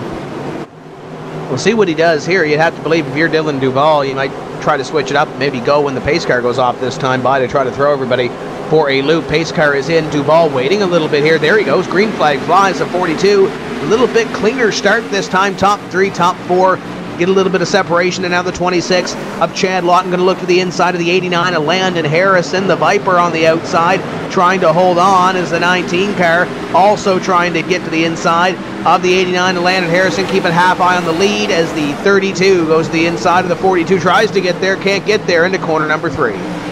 Side by side right now for the 4th spot, the 89 of Landon Harrison trying to hold off a charging number 19 of Mitchell Hunt. Hunt with the advantage that time by the stripe. So Hunt moving into the 5th position. However, the 89 not giving up on the top lane, and the 87 of Trey Edson also peeking his nose in the picture. Side by side up front now is the 32 of Paul Kashiba going to the inside of race leader Dylan Duval. Duval giving him all the room that he needs, and the 32 car is going to return to the point here off of turn number 4 as the 42 nearly chops off that 82. So Dylan Duval back to second now, and Alex Warren in the 82 machine is going to give him a little bit of a bump going into 1, trying to get to the inside. Alex Warren wants to get back to the lead position, led early in this race, and now he has the 42 on his front bumper and Chad Lawton behind. He knows Lawton has a strong piece behind him, so he knows he has to get going and get going quick. 42-82, nose to tail into corner number 4. Lap 100 completed. We have 56 laps to go, and the 32 beginning to inch away with this race, with the 82 to the inside of the 42, maybe trying to find a hole here on Dylan Duval as your top 4 have broke away from Landon Harrison in position number 5. The 82 of Warren, definitely the faster race car between him and the 42 of Duval, because we've seen how that 32 of Kushiba has pulled away. Again, Duval not making that latest pit stop, is not dropping through the field, but it definitely does not have the speed that race leader does. And that's why the 82 of Alex Warren knows that the longer he's behind this 42, the more time he loses. He's going to get a little bit of a shot from the 26 machine. He's going to hang on to it. Not too happy about that on the radio. Now here comes some fast cars up behind them. The 19 machine of Mitchell Hunt's going to have to get on the brake, but the 82 of Alex Warren not appreciative of the bumper. The 26 is going to give him another one in 3 and 4. Alex Warren and Chad Lawton going at it at a corner number 4. The 89 of Landon Harrison on the outside. If I'm Alex Warren, I know it's a little bit hard. You just got the back bumper almost beat off by the number 26 of Chad Lawton. You really got to reset your sights now. You're faster than Dylan Duval. It's just a matter now of re-catching the 42, because he's about a second or so now gone from your front bumper. Warren is away from the 26 right now with Chad Lawton, the 89 of Landon Harrison to the outside of the 19 of Mitchell Hunt, being chased down by Trey Edson in the 87, also trying to get past the 89 of Landon Harrison. Harrison falling back here, 2 tires on the last pit stop for the 89 as he's trying to hold his own on the outside of the reallucky.com, number 19. Continuing to try to hang on to that spot. No back bumper on that 19 machine. The 89 again, Harrison hanging tough on the top. They have to girt their way through a lap. Traffic car, almost a big check up there as the 89 of Harrison has to get hard on the brakes That was almost close coming off of turn number 4. Evidently, he's going to lose 2 spots as the 87 of Trey Edson is going to get around him as well. So disaster avoided by the 89 of Harrison as they try to work their way around several slow lap cars down on this tricky track. Meanwhile, back up front, Dylan Duval about 0.6 of a second off of race leader, the 32 of Kushiba. Alex Warren still has about a second until he gets back to that 42. And oh, by the way, 26 machine still behind him. They're not afraid to trade paint. Yeah, Warren continues to chase down Dylan Duval. He's tacked off a 10 on Duval's advantage in the last few laps. So Alex Warren is coming, as is the 26 of Chad Lawton. It's just a matter of when they get to the back bumper of the 42 of Dylan Duval. And Mitchell Hunt has his hands completely full as well, as he has Trey Edson to the back bumper, or what's left of the back bumper of the 19 of Mitchell Hunt, going down into corner number 1. That is your battle for 5th and 6th. Completing your top 10, it's Harrison, Crone, Fayash, and Chaburko in the 48. First time we called his name up in the top 10 all night long. Definitely Brandon Chaburko looking to pick up another spot. He's on the inside of that 157 of Andrew Fayash, going into the corner, side by side, 48 on the inside again, trying to pick up position number 9 right now off turn number 4. Side by side, the 48 is going to have about a half a car length lead by the stripe going into 1. See the 157 really throw it out there on the top lane, trying to protect and hang on, but it looks like that inside line is going to prevail as the 48 of Chaburko's just about cleared him, and now he has more company because the 33 of Brian Blackford's coming to his inside as well, trying to pick up that spot. So the 157 trapped up top as a slow car on the apron. That's the 52 of Pat Baldwin, multiple laps down, as the 33 of Brian Blackford to the inside of Andrew Fayash the third in the 157 car. Looks like the Snow Cone Productions Ford will pick up one more spot. 54 car closing in as well. Brandon Bowie, the 6th, of Steve Sheehan, also in this little battle. This is 10th, 11th, 12th, and 13th right now, and add John Gorlinski to that mix as well. He's still on the lead lap in position number 14. Status quo up in front, though. Chad Lawton did make the pass on Alex Warren, and Warren now falling back into the clutches of the 19 of Mitchell Hunt. So a couple of quick passes up in front. We'll see if Chad Lawton can make any inroads on Dylan Duval for position number 2. Meanwhile, Kashiba's gone by 7/10. The 157 of Andrew Fayash continuing to lose positions now as the 6 of Steve Sheehan going to go to the inside and work his way around him in turn number 3. Picking up another spot now, the 54 of Brandon Bowie trying to get down to the inside. Can't quite get it. So the 157 is going to be able to get back in line going into 1, but has not had the speed the last few laps, really pushing up that hill. And now you see the 54 machine of Brandon Bowie going to go back to the inside. So trouble for Andrew Fayash as he slowly begins to fade out of that top 10 positions, as he can't keep that car down there on the bottom. In the turns continues to wash up, and the 54 machine looking to capitalize. 54 Brandon Bowie working up on the 157 of Andrew Fayash the third, and Fayash is on a different strategy this season here as well. Evan, he's running the fixed setup with a couple of minor tweaks and minor changes to his driving style. It's not that he hasn't dedicated a whole lot of time to the series. He doesn't have a team. He wants to focus on some other things. So Fayash right now is looking at a different strategy heading into this season. And will it be a strategy that gets him into the top 20 in the series with guys that dedicate a whole lot of time and hours to this series? It's interesting to see how this is going to play out. Right now it's playing out to about 14th places. Just in front of them, 33, Brian Blackford is coming to the front of the field. He in the 6 car make the move on the 48, so move the 48 outside the top 10 now, back to position number 11. Okay, that 157 of Fayash coming into tonight's race, 21st in the championship standings after a 21st place finish last week at Texas. If he continues to run in the area that we've seen him just outside of the top 10, it could work, but he really needs consistent runs. If you're not really challenging up there in the top 5, then it makes those drop races, or if you have a rough night, that much more painful considering he's right on the bubble at this point.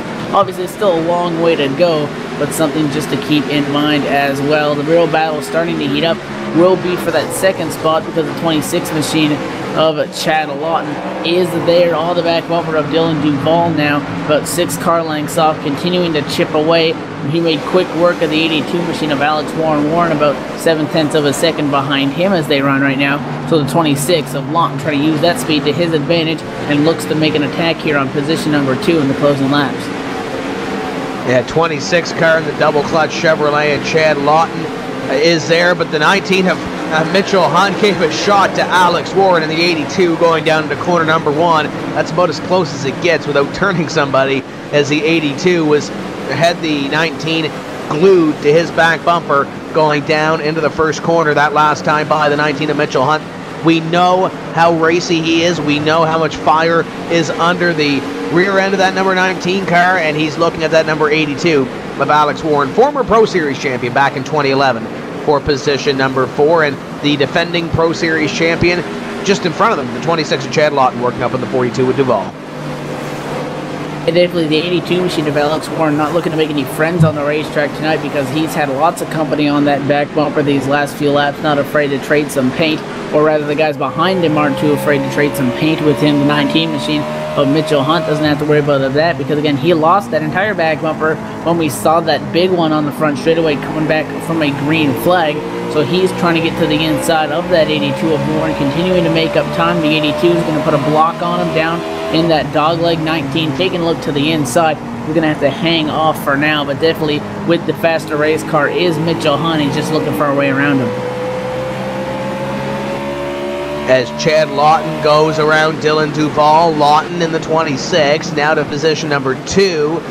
Duval back to 3rd, and now we watch the 19 and 82 car to see what they are going to do. Meanwhile, just a little bit behind them, I see Landon Harris in 89 under fire from the 07 of Derek Crone. Crone will pick up one more spot, and now the 07 begins to move. He sits in position number 7. The battle continuing to go on as the race drivers move a lap car down, being the number 52 machine. Going to lose another lap here on the racetrack. That is Ratchet Baldwin, 5 laps down right now. The 19 of Mitchell Hunt, position 5, again, still trying to close in on the 82 of Alex Warren. Lots of lap cars down there on the apron, staying out of the way of this battle. This is the closest battle on the racetrack right now. Another thing to note, however, is Chad Lawton is now in that 2nd position again around Dylan Duval. Continues to try to work his way around some lap traffic and has his eyes set on race leader not too far in front of him, the 32 of Paul Kashiba. Yeah, Chad Lawton is coming. It's just a question of how wide Paul Kashiba can possibly make that car in these next, let's say 36 laps or so to pick up this victory. And Dylan Duval, it looks like Duval's actually picked up the pace a little bit on these last few laps, trying to follow his teammate Kashiba. That lead is shrinking that the 32 car has. Alex Warren, Mitchell Hunt still complete your top 5 right now, but it looks like we got one car in the back straightaway, possibly some smoke coming from one of these cars. Yeah, the 04 Lukaska probably just expired a motor in the 04, so he's going to try to get it down under the apron, and we are going to stay green, I believe, but Lukaska, motor blown in the 04. Definitely lost that thing off of turn number 2. He is coasting on the apron through turns number 3 and 4 after having a promising night, getting caught up in some incidents down the pit lane, and his night is pretty much done. Currently being shown position number 28.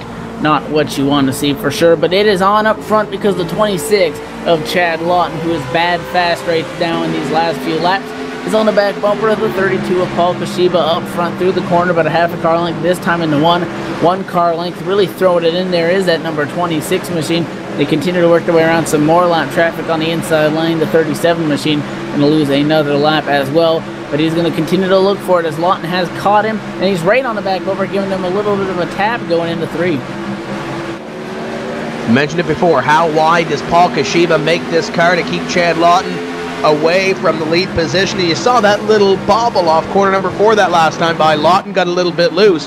If Paul Kashiba can keep the 26 car down and Chad Lawton coming off of corner number 4, that may be the Achilles heel of Chad Lawton. That may be the only way, if he does get side by side with the 32, to really keep him behind.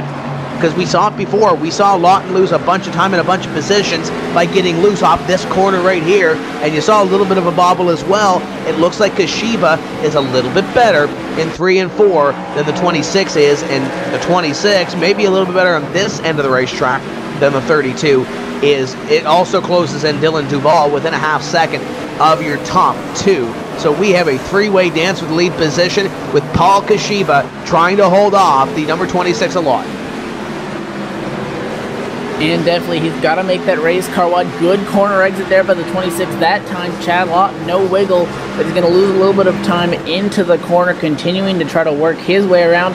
And look who's back up in the picture now. The 42 of Dylan Duvall is now right up with these guys, about 3 car lengths off the back bumper. The 26 of Lawton, he is now making an appearance as the top 3 have broken away by about a second over the 4th place car, the 82 of Alex Warren. Not sure if everybody's slowing down up front or if the field's just gaining a lot of speed, but that's the lead that the 32 of Paul Kushiba has over everybody in the top 10 starts to decrease, and the 26 is right there, about a half a car length off, but they know that that 4-car lap traffic in front of them of Brian Day is not too far ahead, and they really need to play this thing smart.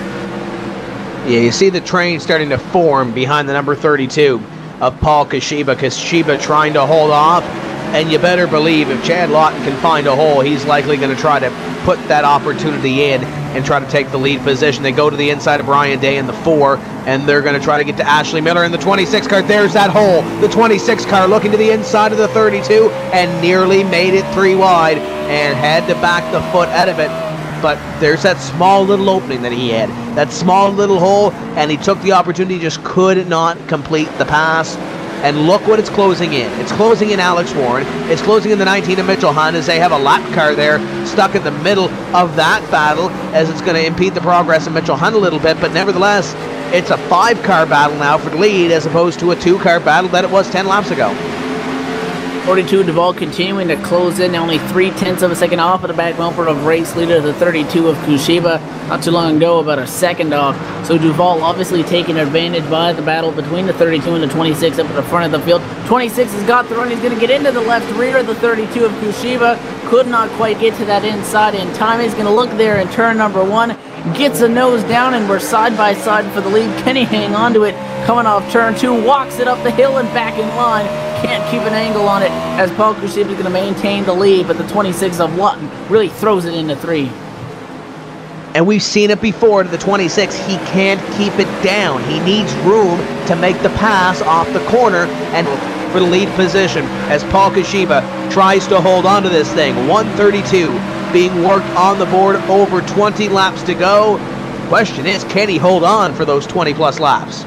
82 of Alex Warren is now on the back bumper of Dylan Duvall, and the 19 of Mitchell Hunt is there as well. So the 5-car battle for the win is on, as they have about a 2-second lead now over the 6th place car, the 87 of Trey Edison up front. So which one of these guys will get it? Because now, if you see a bobble by that 26 of Lawton again, like we saw not too many laps ago, he could go all the way back to position number 5 as they continue to work their way around more lap traffic, this time going into is this thing smart. 26 gets sideways, so does the 32. He gets to the inside and right to that quarter panel going into 3, and now we're side by side for P1. 26 to the inside. Can he get the move this time by? 32 gets loose off corner number 2. That may be the opportunity that he needs. 26 to the inside as he continues to work Paul Kushiba over, up the racetrack a little bit, and this may be contact. Up the racetrack goes the 26 and the 32. Duvall to the lead in the 32, going to turn the 26 on the front straightaway. Caution flag will fly.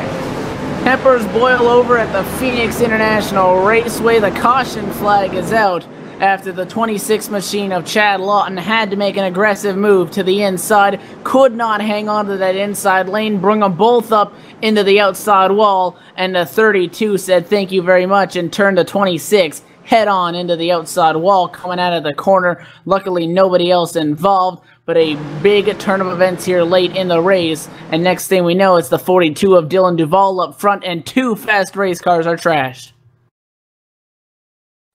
And you look at the replay on that one, it may not be as much as the 32 turning the 26, as the 26 coming up at a 4 and getting into the lane of the 32 car of Paul Kushiba.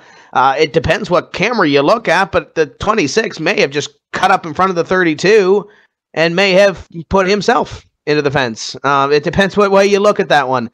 But we do know that there's 2 tempers that are boiling right now, and the iRacing officials, I'm sure, are going to be busy after this race, as we are going to see Dylan Duvall, Alex Warren, Mitchell Hunt, Paul Kushiba, Derek Crone top 5, and they are all going to come on to pit road here. So Kushiba, he may still have an opportunity here if everybody gets off pit road and gets off pit road fairly quickly.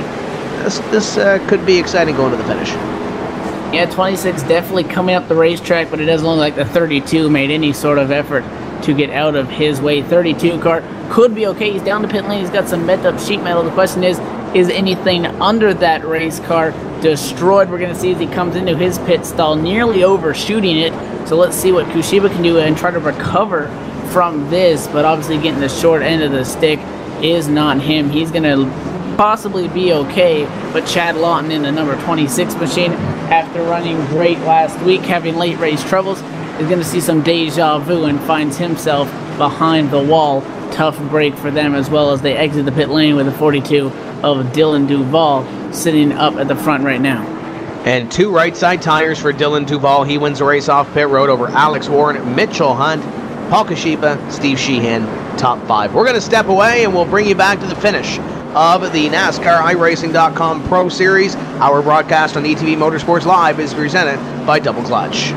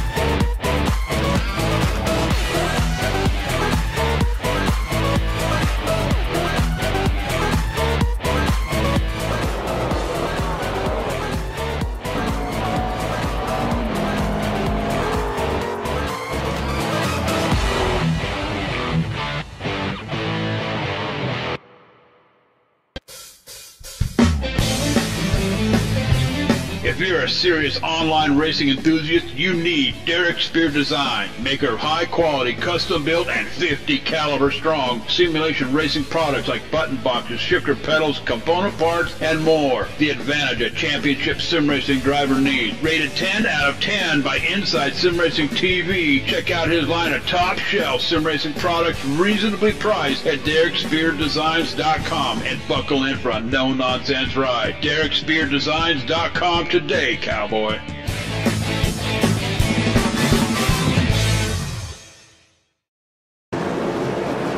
Welcome back. Justin Bolton is your leader as we get ready to go green. 36 car trying to pull the Hail Mary and win round number 2 of the NASCAR iRacing.com Pro Series. Duval, Warren, Hunt, Kashiba, top 5. Here we go. 36 on the hammer. Green flag flies. Duval in the 42 tried to anticipate that. 19 going to go on the outside. The 6 going to go on the outside as well. Interesting restart. 36, no speed off turn 2. The 42 of Duval's going to get loose. He's into them, and they're going to pile in behind him. The whole field is going to rack off of turn number 2. Mitchell Hunt is going to be the big beneficiary. He's going to hang on to it for now. And more incidents with the lap traffic, actually more the 42 of Duval. Just takes a little bit of a wiggle up the hill, gets nailed by the 82 machine, and they pile him in another big one at the Phoenix International Raceway. Takes out more front runners late in the going.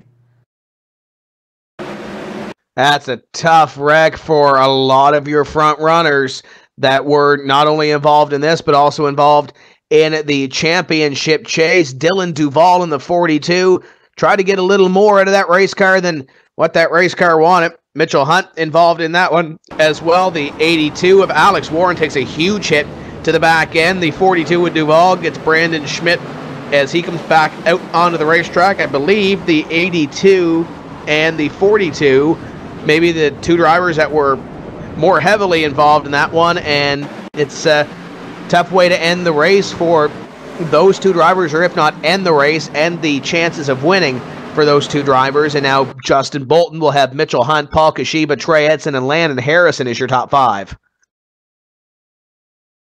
And I can see the sun shining right now at the Phoenix International Raceway, but I'm not too sure that there's not a full moon somewhere out there, because just like we saw last week, some of our front runners that we've seen that have been running up top all race long having trouble, and another big shuffle in the standings. Right now the guy up top, the 36 of Justin Bolton, started this race 37th. Can he hang on to this? If we see a couple more caution flags, it's not a crazy idea.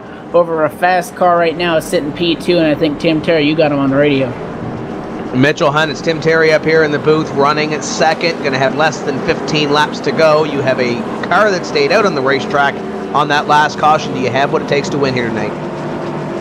Hopefully. I know that last incident right there kind of bent the car just a little bit, but hopefully with him being on tires that he is, we can hopefully roll the outside, stay there through 1 and 2 on the restart, and hopefully hold everyone off behind us. What do you got to do to anticipate the restart? You mentioned trying to roll the high side. What do you do anticipating the 36, maybe to go early or wait? How do you anticipate a restart here? It could very well be the restart that determines the winner of this thing. It might be. Justin's looking good. He can control the restart pretty well. I don't think you're going to see it go green the rest of the way here. I don't, obviously, restart's not my strong point, as that showed at Texas. Hopefully this week I can probably luck into something here. I'm hoping. And looking at the point standings right now, obviously Alex Warren and Dylan Duvall just wrecked in that one. Rich Doucette, Kenny Humpy have had tough runs, as has Josh Berry. You're looking, obviously it's real early in the season, you're looking pretty good here when it comes to a lot of these drivers around you having tough luck. Before we let you go, I know you're getting ready for this. Give us a little plug on the sponsor again. I see the sponsors all over the race car.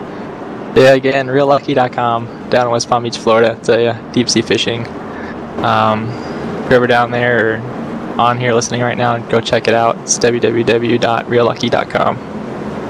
There's Mitchell Hunt, the number 19. He's going to go to the outside here, Evan, and he's going to get ready for green.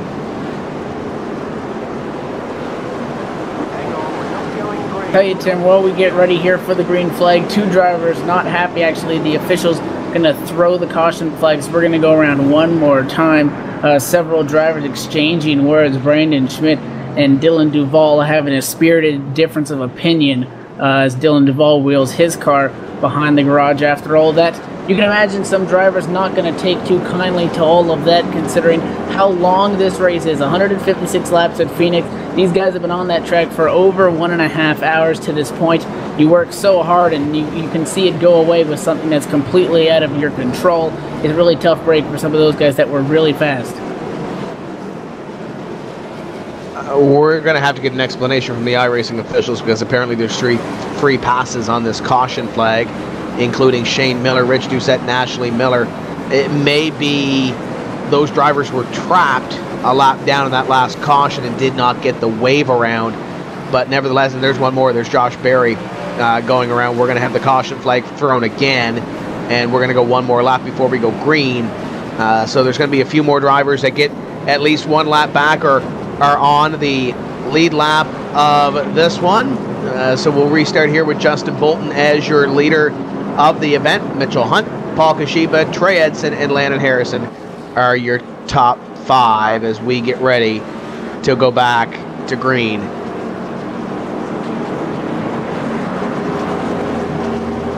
We're going to have some time here to try to sort some stuff out here as everybody's still trying to get put in the correct position right now.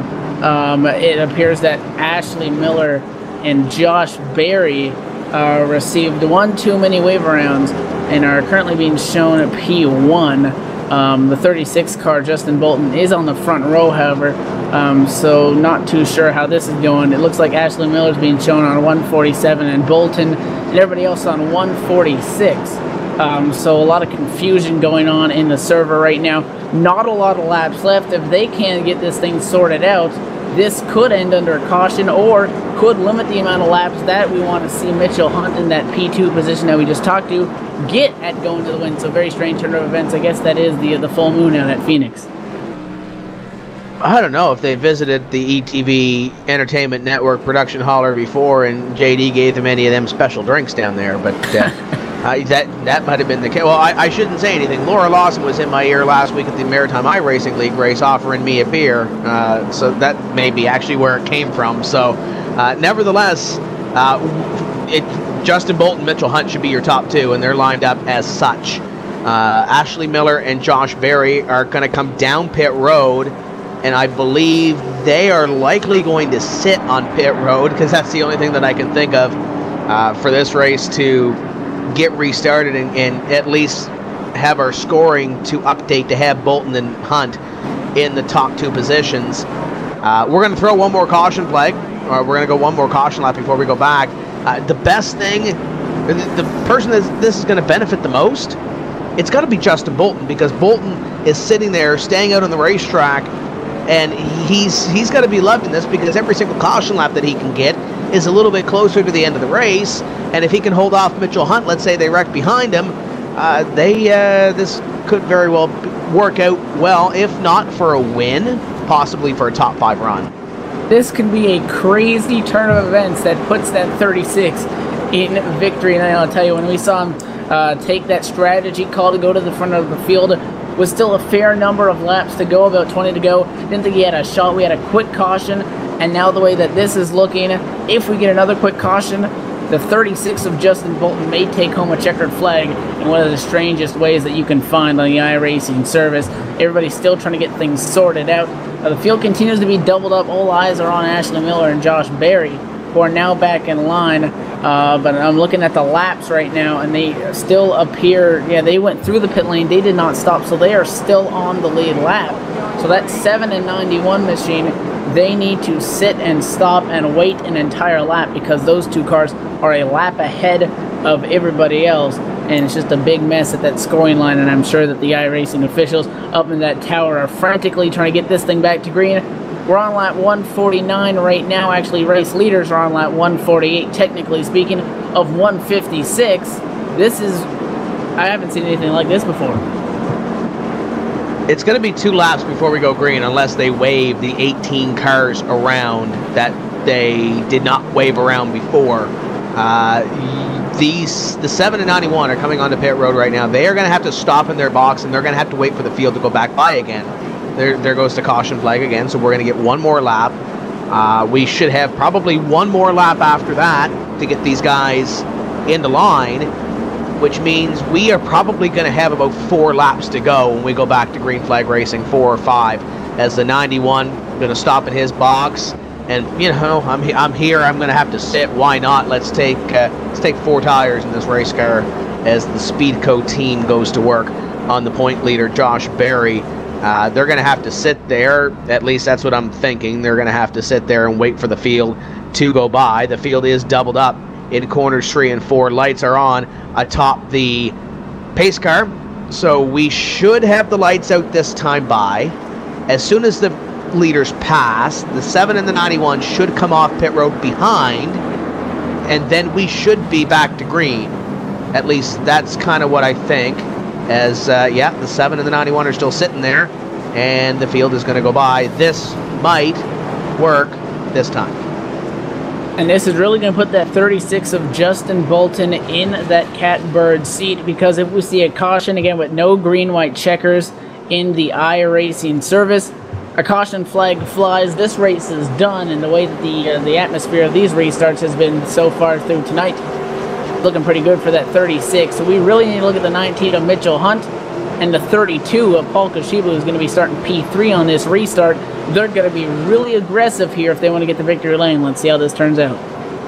Well, this could be the restart of Justin Bolton's sim racing career, as he has to hold off the 19 of Mitchell Hunt, Paul Kashiba, Trey Edson, Landon Harrison, Blackford, Gorlinski, and the rest of the field, as here comes the pace car. Green flag flies, and the 36 is gone. The battle is for second. The 19 now has to hold off Kashiba. Kashiba to the inside as the 19 goes way wide. The 87 is going to take the spot as well, and Mitchell Hunt falling backwards. Oh boy, 4 wide boys. That's not going to work. We're going to stack them up down the back straightaway. Half the field involved in this one.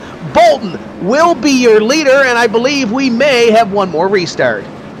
The caution flag will fly after the second big one of the evening. They continue to wreck on the back straightaway, just piling them in there. And it all started, we saw the 19 machine, Mitchell Hunt, slide up the racetrack, and contact in front of him between, I do believe that was the 82 machine and the 87 in front of them. That turned them all sideways, and that had 4 or 5 cars blocking the entire racing surface. Some drivers up and over, heavy contact, at least 15 or so cars in that. That was a wreck that you'd more expect to see at the Daytona International Speedway. Interesting to call that big one number 2 at Phoenix, but it's been a wild night. Kwame is scored in position number 5 right now. He restarted in position number 12. And that just goes to show what you saw there. Chiburko is scored in 4th. You have Landon Harrison in 3rd, Paul Kashiba in 2nd, and Justin Bolton as your leader. If we go green, it's going to be 1 lap. I don't know if we're going to get to green, though.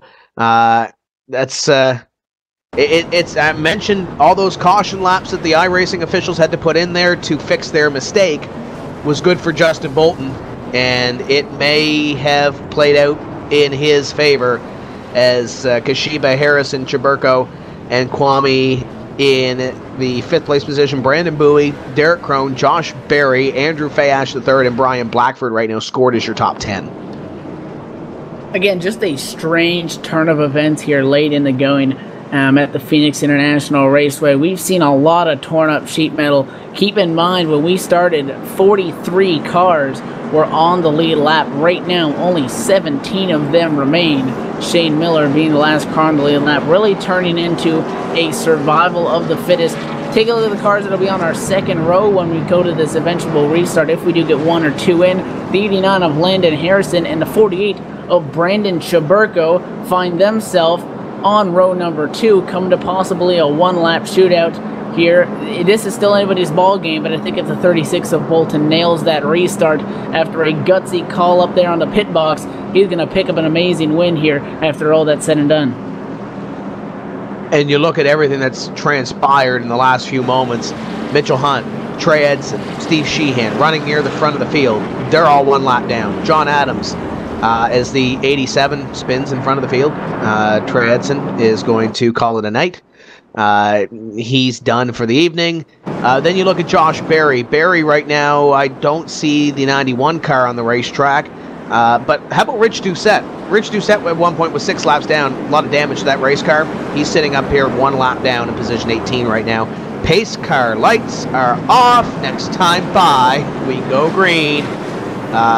What would it be without a 1-lap shootout? And keep in mind, there's no coming to the checkered flag under the yellow. Once that green flag flies, the green and the white at the same time, we're coming to a checkered flag no matter who makes it or not. And if any of these restarts, if these last 20 minutes have told us anything about the nature of this race, you got to pull them belts tight one more time. This is going to be a wild finish. They do have to make it to the line to restart lap 156. They have to make it to the line to count the completion of 155. If for some reason they cannot get there and they wreck at a turn 4 and they see the caution before the white, the race is over. If they see the white, then it's going to be the checkered that decides the finish. Remember I said that would be Justin Bolton's biggest restart of his sim racing career. He's got 1 more here. Bolton trying to win round number 2, and he is gone. A green flag flies, the 36 car of Justin Bolton trying to hold on for his first NASCAR iRacing.com Pro Series victory. He's got 3 lengths on Paul Kashiba. Kashiba in the 32 out of corner number 2 gets the wall with the rear end down the back straightaway. Kashiba is going to have 1 more shot to get there. Great run into the corner. Does he use the bumper if he can get there? Justin Bolton in the 36 up off corner number 4, and he will win the NASCAR iRacing.com Pro Series round number 2. And Kashiba nearly had his hands full coming to the stripe as he had the 48 of Chiburko at the finish. What a race to the finish. The 32 Kashiba threw it in there, just could not get there. Got a piece of the nose of the 48 of Chiburko down the front straightaway.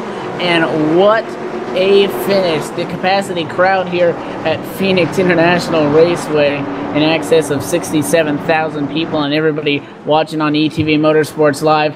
just got a crazy show. Taking a look at the onboard right there, as now the 36 of Justin Bolton's going to come down and pick up that victory in the NASCAR iRacing.com Pro Series in pretty stunning fashion. Do you remember halfway through this race that car was on its lid on the back straightaway? He is your winner in the NASCAR iRacing.com Pro Series round number 2, presented by Double Clutch. And Justin Bolton, very happy camper. We'll try to talk to him and the remaining finishers up in front. It's Kashiba, Chaburko, Bowie, Harrison. Top 5, Kwame, Derek Crone, Ashley Miller, Brandon Hoff, Shane Miller, Rob Ackley are your 11 drivers that finished on the lead lap. As we will step away for just a few moments' time, we'll set up for the post-race show. You are watching the ETV Motorsports Live coverage, or the ETV Entertainment Network coverage of the NASCAR iRacing.com Pro Series, presented by Double Clutch.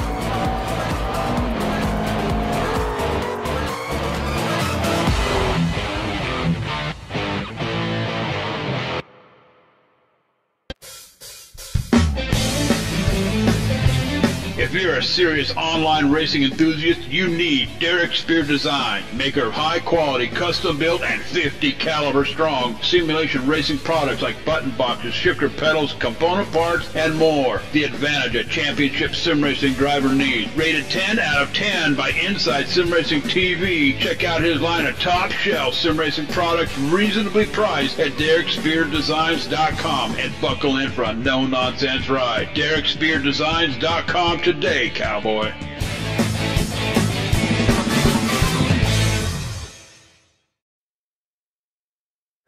Welcome back to the Phoenix International Raceway and round number 2 of the NASCAR iRacing.com Pro Series, presented by Double Clutch here on the ETV Entertainment Network. Your winner this evening is Justin Bolton. After going on his lid earlier in the race, he ends up leading the final 18 laps to the checkered flag, and he will go down as a winner in this NASCAR iRacing.com Pro Series. Paul Kashiba comes home in position number 2 with Brandon Chaburko in 3rd, Brandon Bowie, Landon Harrison, your top 5. And we're trying to get a few of our drivers here that have finished up near the front of the field, and I believe we have caught up with Landon Harrison, driver of the number 89. Landon, that was an interesting finish to that race. Oh boy, well, interesting. So I don't know if you can sum it all up in interesting. Man, we were at least the end. I was like, I took 2 tires there and got to the front. I'm like, okay, well, looks like it's go green to the end, have a solid top 10 finish, and then things just started to go off the chain in the last 20 laps. I got to give credit to the boys back at the shop, you know, JD Laird and all the people that put the chassis together and the bodies on. I took a jump down in the dog leg in the back and somehow landed it and keep on going straight, and I don't know how that was possible. I think the car was broken, but we somehow managed to top 5. Like, good Lord, I don't know what to say. Gotta thank Sonic, America Drive-In, and Chevy and teammates, Brian Blackford. He got a good finish too, and I was just glad to avoid the carnage and bring it home semi-clean. Yeah, I don't know if Laura can get a look at the replay on lap 151 of Landon Harrison going through the grass in the back straightaway, but you had that thing up on 2 wheels going through the infield in the back straightaway. This has to give you a lot of momentum heading forward, especially with this point situation. Got to finish in the top 20 to make it into the series for next season. This really has to give you a shot in the arm. Oh yeah, it's you know, we didn't do too bad last week. Got 22nd, I think, and I just want to stay in the top 20 each and every race and get a top 10 whenever I can. Just got to take advantage of the good finishes whenever they come available. And tonight, like, I thought maybe on that restart I could get, third or have a shot for the leader, but I think the landing on that jump busted out something in the bottom end. She was like chugging on 7 cylinders, but held on for top 5, and I hope we can get more of these finishes. And just, man, I look like Joey Chitwood out there. You see that, man? I don't know how it went straight.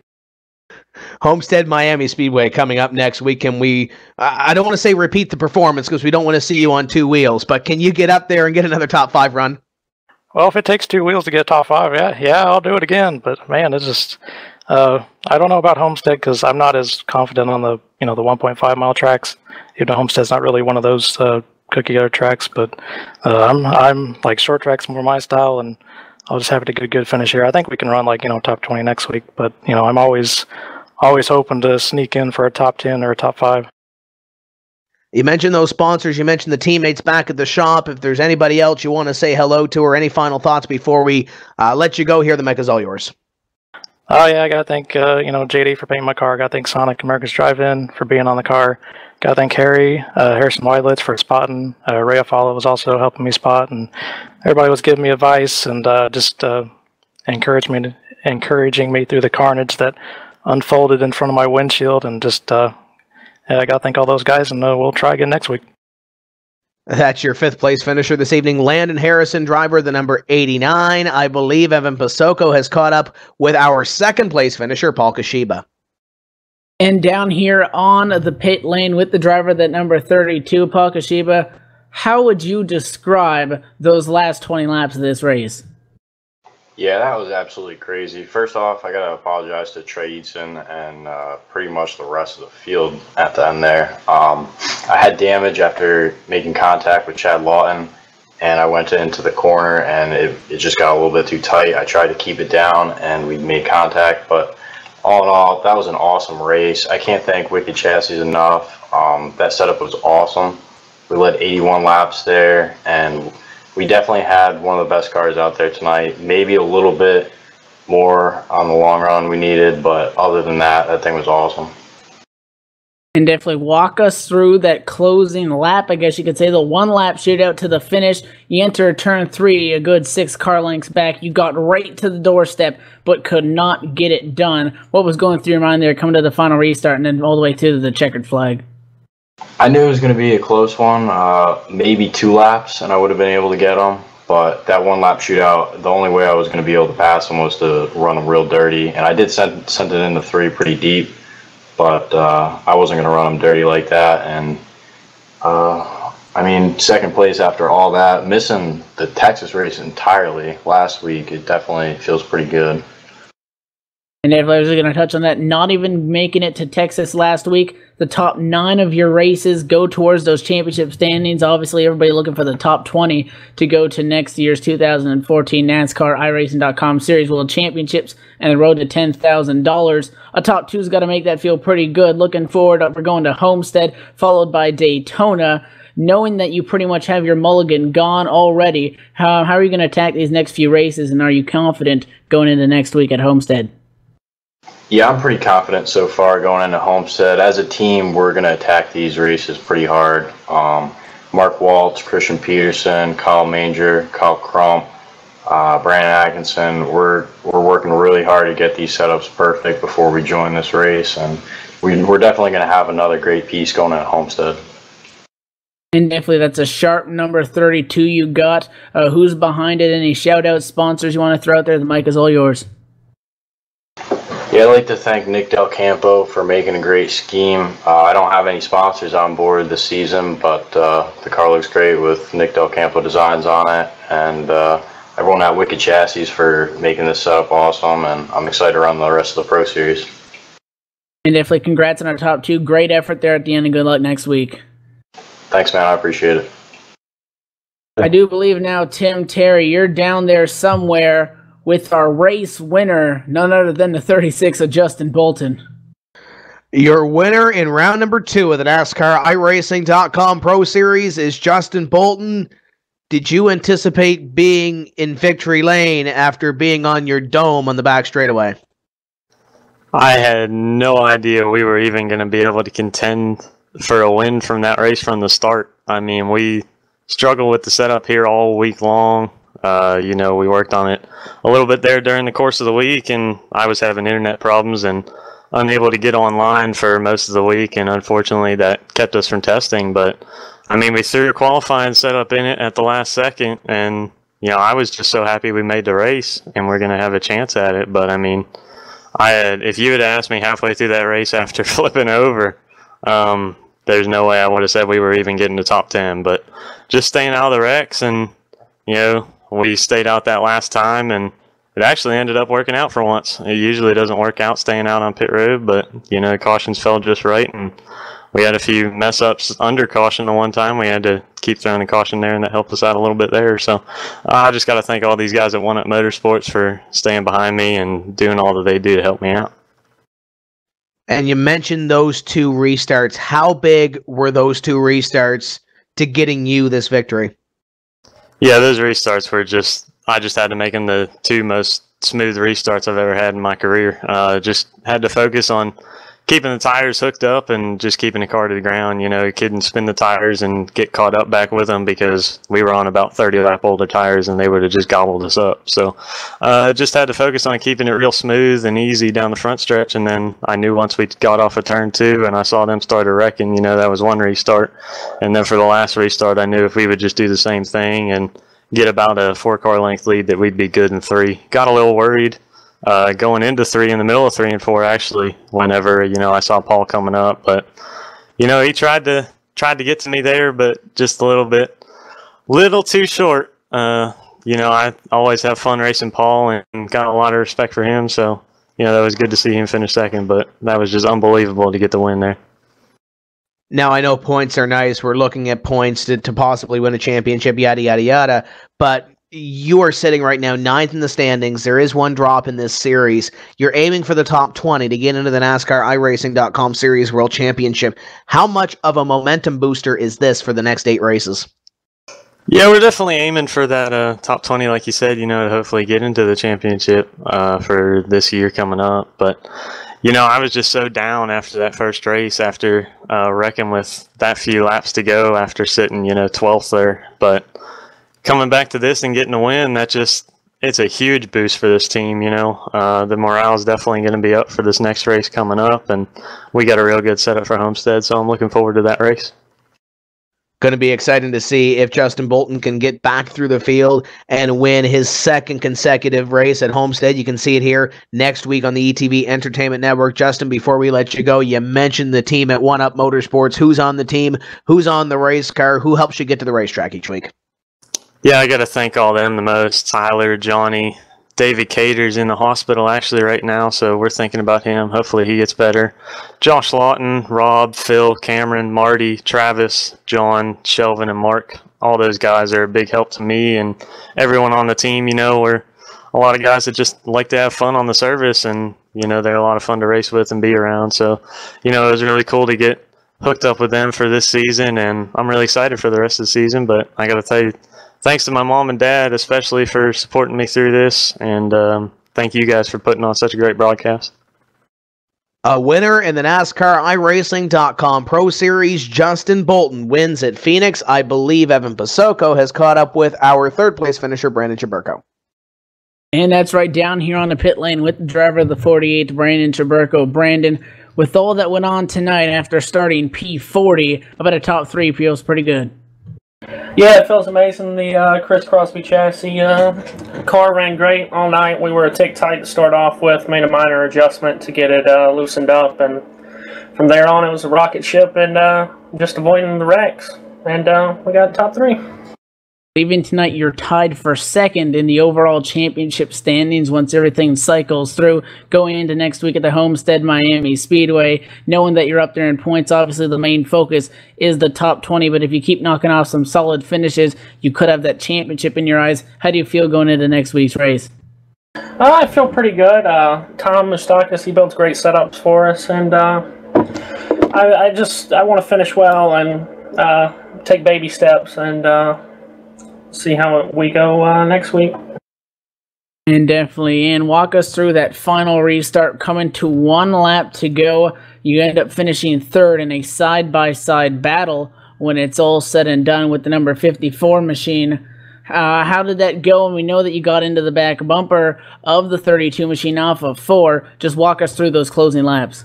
I timed the restart pretty well. I figured Justin was going to go in pace car and was able to time it well and clear whoever was on my inside.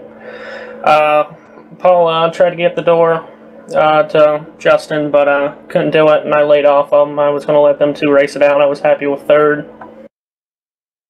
And definitely a sharp-looking race car also as well. Any sponsors, shout-outs, who do you want to thank? The mic is all yours. Once again, Thomas Stockus, Chris Crosby Chassis, Jason Altmans for spotting me, Harmonic Graphics, HunterBowlesRacing.com, and Jay Riot MN on Twitter. Definitely. Well, congratulations on a top 3 finish, and good luck next week. Thank you.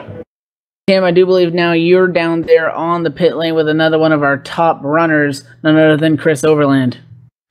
Quickly before we close off the show, Chris Overland comes home in 15th. That was a wild race.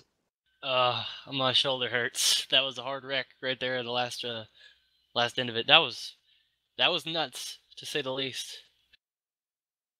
And I know it's hard to try to rebound, especially with a 10-race series, back-to-back-to-back races. What do you got to do next week to turn this thing around, put this behind you, and move to Homestead? Oh, nothing. This was wonderful. I did end up 15th. The Last Row Motorsports double clutch Menards Chevy was not really good there at the end, but I beat everybody that I had to beat that was ahead of me in points, and I'm sitting here P7. So I mean, I guess I'll just take it as it is what it is. You know, we're not too far off out of the point lead, and I'm feeling pretty good. How's the setup looking for Homestead? Well, you can ask Peter Bennett about that one. Last Row Motorsports guys are really good at a 1.5-mile tracks, so I definitely think that we'll have something good for Homestead. You mentioned P7 in the standings. Obviously, top 20 is the goal, but do you have championship in your mind? Always. Especially with races like this, there's no idea that you could tell.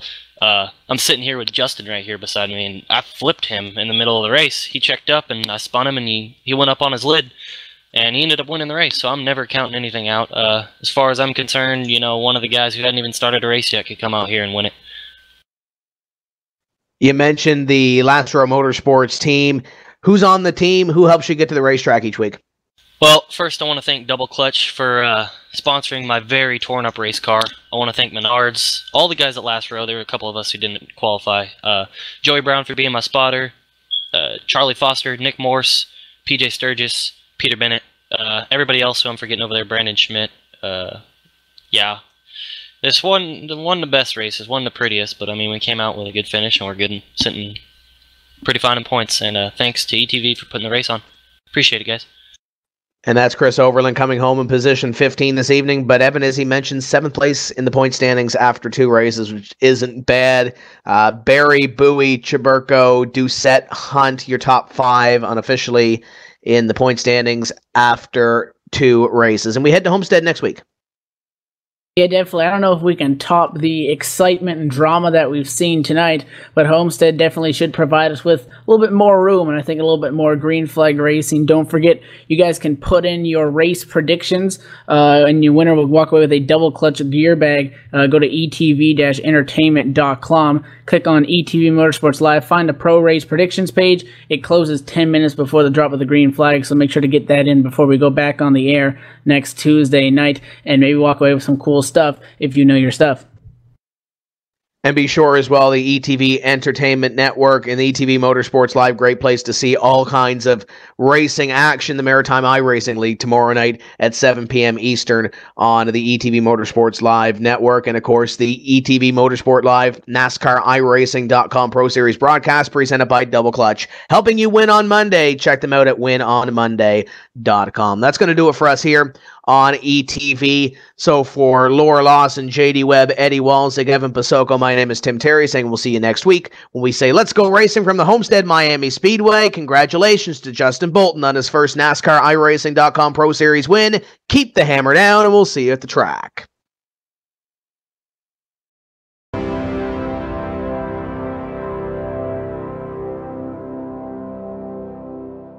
Fans, it's time for those most famous words in motorsports. Travis, start your engines!